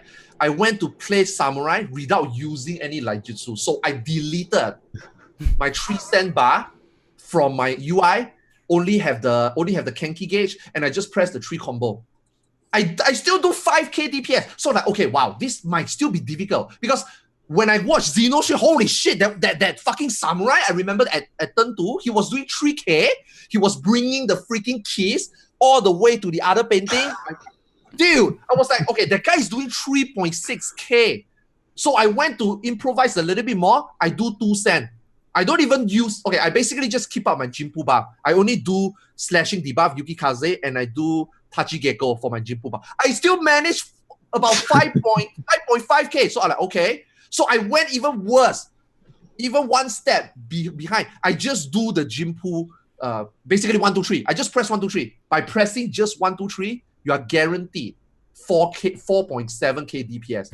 How the fuck did people do Samurai 3.68? Like Happy says, I don't trust you. You can't even press 1, 2, 3. What? How are people playing the game? I don't get it. I really don't get it. How? It's surprising. There's Samurai. I'm not sure whether Zeno remember that I just said. There's like too many, dude. But what's your limiting factor into getting into that fight? You do the first one, the first turn, right? You beat the train. Fuck, the train's harder than the painting. Yeah. Yeah, you get because you look at every pull. You look at the ghosts, and you're like, please don't make a line of 4 ghosts that I have to then do this around. Yeah. That's the most I've ever had in a row is 4 ghosts. Yeah, 4 is the train is like really hard because it's just fucking annoying. It's annoying as shit, and it's not fun. It's not fun to run away from bosses like 9 times in 1 minute. That's not fun. Dude, that's why I love, because we were doing DPS pulls, just like not catering to any one person, and it's so nice to get the deploy so you don't have to leave for head on and shit like that. You just stay right in melee range, you just do a fucking deploy. Oh my god, it feels so much better. And then you get the line of 4 ghosts, and you're like, just might as well wipe it. Fuck it, run's ruined. I think meta only applies to like statics, really. Like it hardcore, me, like meta statics. It depends on the static you're in. Meta only makes sense. Okay, so all right. You know what? Here's a perfect example. Okay. My group is looking for 3 people, and I can 100% say that if you're a black mage, you're not going to get in. If you're a samurai, you're not going to get in. But any other job, I'm open to, because every other job in the game brings at least something. But those 2, okay, we have slashing. So the argument is samurai can at least bring slashing. So in that little minuscule utility, I guess it's like slightly better, but like it just depends on the group's mentality, really. I think it's stupid to do it in Party Finder. Like I think when you see like in Party Finder, when you see people like cancel it out, like, well, that's kind of dumb, because I mean, it's Party Finder. You're not trying to get a parse. You're not trying to optimize. You're just trying to kill the turn, right? Yeah. I mean, that's all you're trying to do. So I think in that case, meta rules are stupid. But like if you're actually doing serious prog and you want to kill the fight with the highest chance of success possible, I think you should try your best to play the most optimal comp. Or at least let's say, I don't know, like let's say Ninja Dragoon, that's going to bring just a little more damage than like Monk Ninja. You know what I mean? Just a little more, because Dragoon's fucking, Dragoon's busted, dude. People, it's the sleeper busted. Yeah. So, but basically my point is that little bit of minuscule damage you're going to gain, does that outweigh like amongst mantra or like other stuff like that, right? So I think in those cases, there's arguments on both sides. Like my new group's actually going Monk Ninja. Not my new group, but my group for 4.4. We're going to change up roles a little bit. But anyway, and I think in those cases, it's fine. Obviously it's fine. I mean, like fucking Raptor and Entropy's group, they got world first on Ultimate with Monk Ninja. I thought that was awesome. And No Warrior, which I thought was awesome. And that's what I'm talking about. Like that completely throws all the conventions, but they weren't Samurai Black Mage. Yeah, my point being is that for the most part, all the jobs are pretty balanced for every single piece of content. It's just only in Prague, in my opinion, does Samurai and Black Mage fall behind. Because I cannot see a reason for ever taking a Black Mage over a Summoner or a Red Mage when you're trying to Prague. Because Prague isn't about getting a high parse. It's about surviving. It's about recovering, and a Black Mage cannot do that. They literally cannot do that. They cannot res, right? Mm-hmm. So you're missing a huge portion, like a huge piece of utility that could salvage a run maybe, or at least let you live long enough to like learn something new. So I think in those cases, I do adhere to like the meta stuff, but only in those cases, like those specific cases. Because whenever I play Samurai and Party Finder all the time, and I know that every time I hop on Samurai, I'm shitting on my raid group, but I love it. I love it, and I think other people love it too. You know, Samurai is my favorite melee. It's out there. I've said it. Samurai is my favorite melee. Yeah. You know? And I love Samurai, but would I ever play it in like a serious group? Fuck no. Are you kidding me? Are you kidding me? After clear, you know, after clear. Are you kidding me? What? No, dude. Well, I mean, After clear, yeah. there's differences in these different meta. Like there's speedrun meta, then there's progression meta, and then there's just I'm having fun. It doesn't matter, right? There's 3 different types of mindset there, and you find out what type of mindset you are. Make sure you're just playing with the same type of players, and then you have the best setup possible for you to be happy and enjoy the game, right? I guess to answer the question, what don't we like about it? It's the people who misuse it. That's what I don't like about meta. Yeah. Ignorant assholes. I mean, Most of the people that like are really anal about that stuff they can't even make use of the meta comp anyway because they suck at the game. So like They just want it. I like how I went for the political answer, and you guys are like, yeah, ignorant assholes and shitters. I mean, anyone who goes out and shits on other people without knowing what they're talking about, this is an ignorant asshole. So, I mean, it fits pretty well. I mean, it's true. Like those people that want PF, those people who want a meta comp in PF, they themselves want it because they think that it would help them clear faster, not because it's the best comp where you will have the most experience. It's just they think, okay, if I get this group, if I get this setup, I might clear easier. Not really because this will naturally make us that great. They are just lazy. Like they probably don't even know how to play the game. Even if you present them the best setup, they're still gonna fail anyway. Like, do you really think they know how to do burst in a correct window? Do you really think that Scholar is gonna throw in stratagem at the right time? Do you really think that this Dragoon that you took so long to find not gonna battle Lutany during the countdown? You won't know, right? You know, like even if they ask for it, are they really getting it? I don't think so. You might as well, like Happy says, in PF, you might as well get a samurai that knows what the fuck he's doing, right? Probably better than Here's how you know to stay out of someone's party finder. If the minimum item level is set to 365 and they have no tanks, generally a good way of saying probably better off anyway. Yeah. All right. I think that's a good question to finish off on here today. I mean, this has been a great show. I'm glad I got all 3 of you to come on and talk about PvE with me. And again, I think this game is in a pretty good spot right now. And I'm very curious to see what Square Enix can do next, because it feels like they have a lot of tools to just go forward and be repetitive, but hopefully it still has some risk taking, because I think that's important. You need to go up there and mess up and try new things in order to make great things, right? Yeah, Diadem gave us Yuri. Never mind. Yeah. It was great for the style of content out there. It's casual heaven. Casual heaven. You compare that to Diadem. Diadem served no purpose going into the next patch. You know, Diadem is just, hey, you do this and you forget. Eureka is something that I think goes forward. Yo, Diadem dropped that BIS 180 gear or whatever. 280 weapon. 280 weapon. The one that no one could beat because they had way too much faith in people being able to dodge twisters. I actually really like that emergency. I did too. I thought it was cool. It just sucked it in spawn all the time, but I thought it was really neat. Yeah, the system is good. It's just how they had way too much faith in random people. Yeah. It was just forgotten, you know? Eureka, I think, is a good platform for the next one. Yeah. Diadem was just never built to be like that. So, hey, at least, like, I think Happy said correct. It's because of Diadem, then we have a better version in Eureka, right? Still not perfect, but something's better. Dude, fix those bunny fates, please. The bunny fate is killing me. It's the worst part of the whole thing. I think I remember I was looking for clips at the very beginning of the episode, and I saw Arthars had one fate that he was doing where he got 0 EXP from. That's the bunny. Yeah. That's a bunny.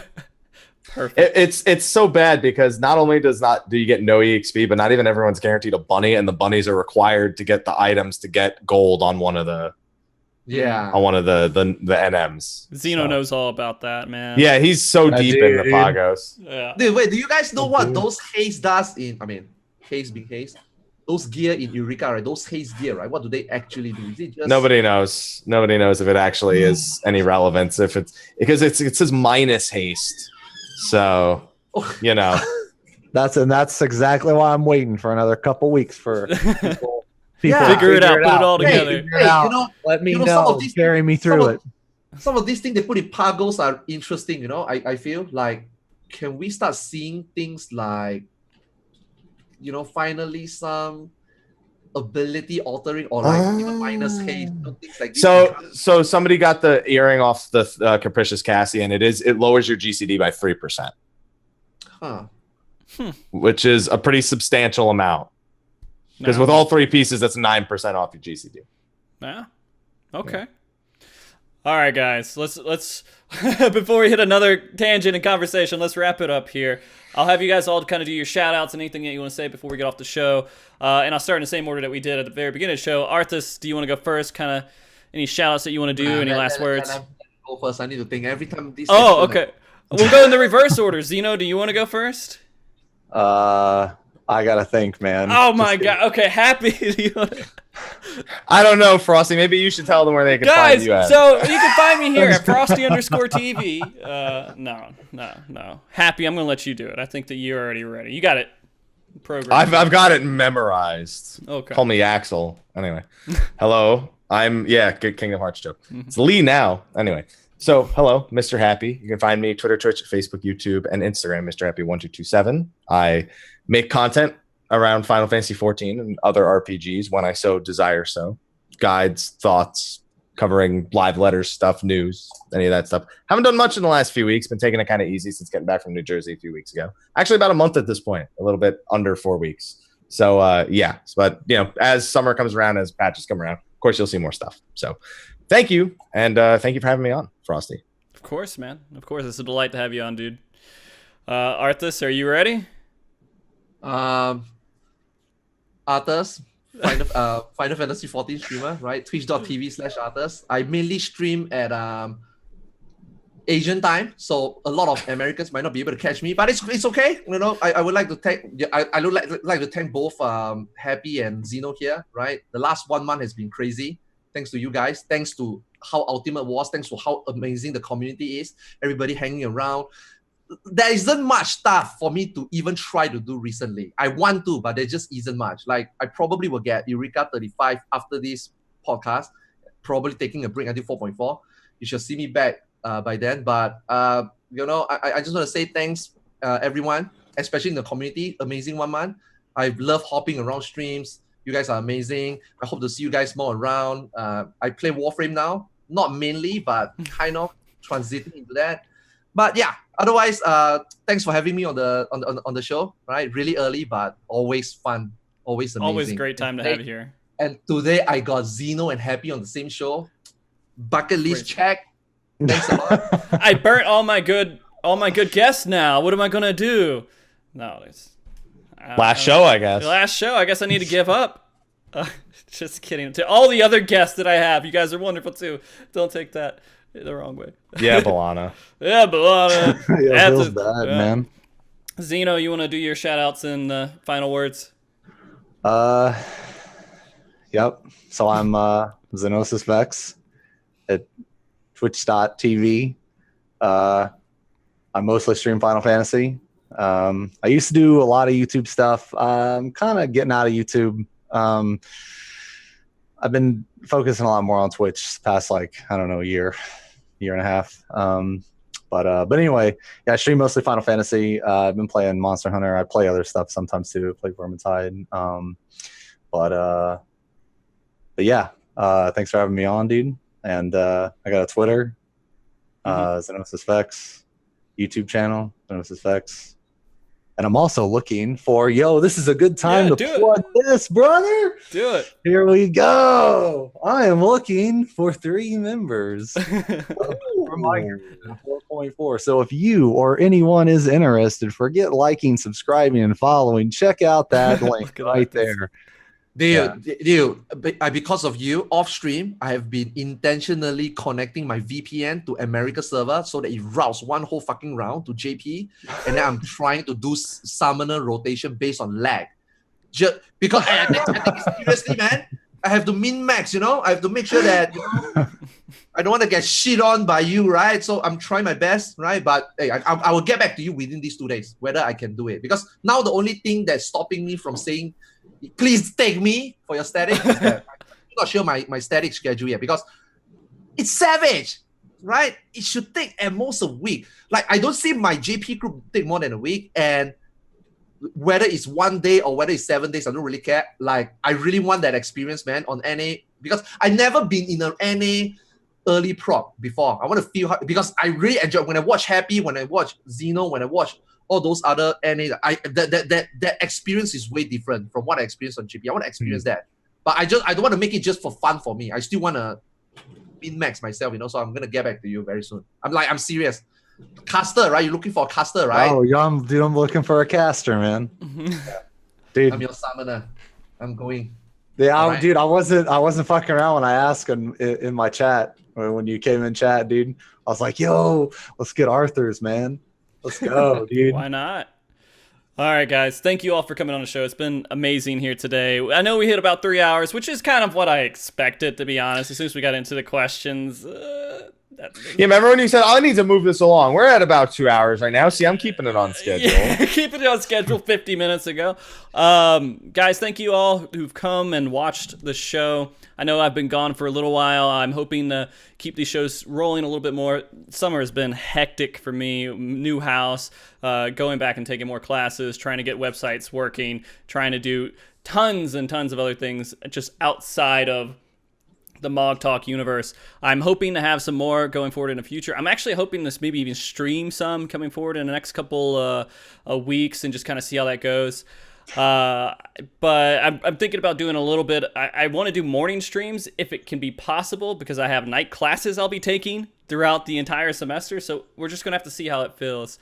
I do want to do a shout out to, of course, the mods out there that are helping out Snarters and Dude and everyone else. They were just making sure, because I know the bot's dead right now, so kind of making up for the bot. Humans doing, this is good. We need to make sure the bots don't take over. So I appreciate you guys doing the work there. Thank you very much for Andre Kane for doing the music. Thank you very much, Blizzana, for the artwork that we have from the show. And I'm going to do a last bit of shout-outs, or actually a little bit of information. If you guys don't know, I'll be doing some shoutcasting coming up in FanFest, and actually doing some shoutcasting from the office over at SE for the semi-regionals, or semi-final regionals coming up in about a month. And then after that, 2 months into forward, I'll be doing the FanFest shoutcast for the Feast regionals. If you guys are interested in Feast or anything else, please follow the channel or shoot me a follow on Twitter. I'll be happy to talk with you guys, because I know some people out there are actually interested. Thank you guys again for everything, and remember to be good, keep cool, and stay frosty. Bye, guys. Everybody say bye. Say bye. Say bye. I had to unmute my mic for that. Bye.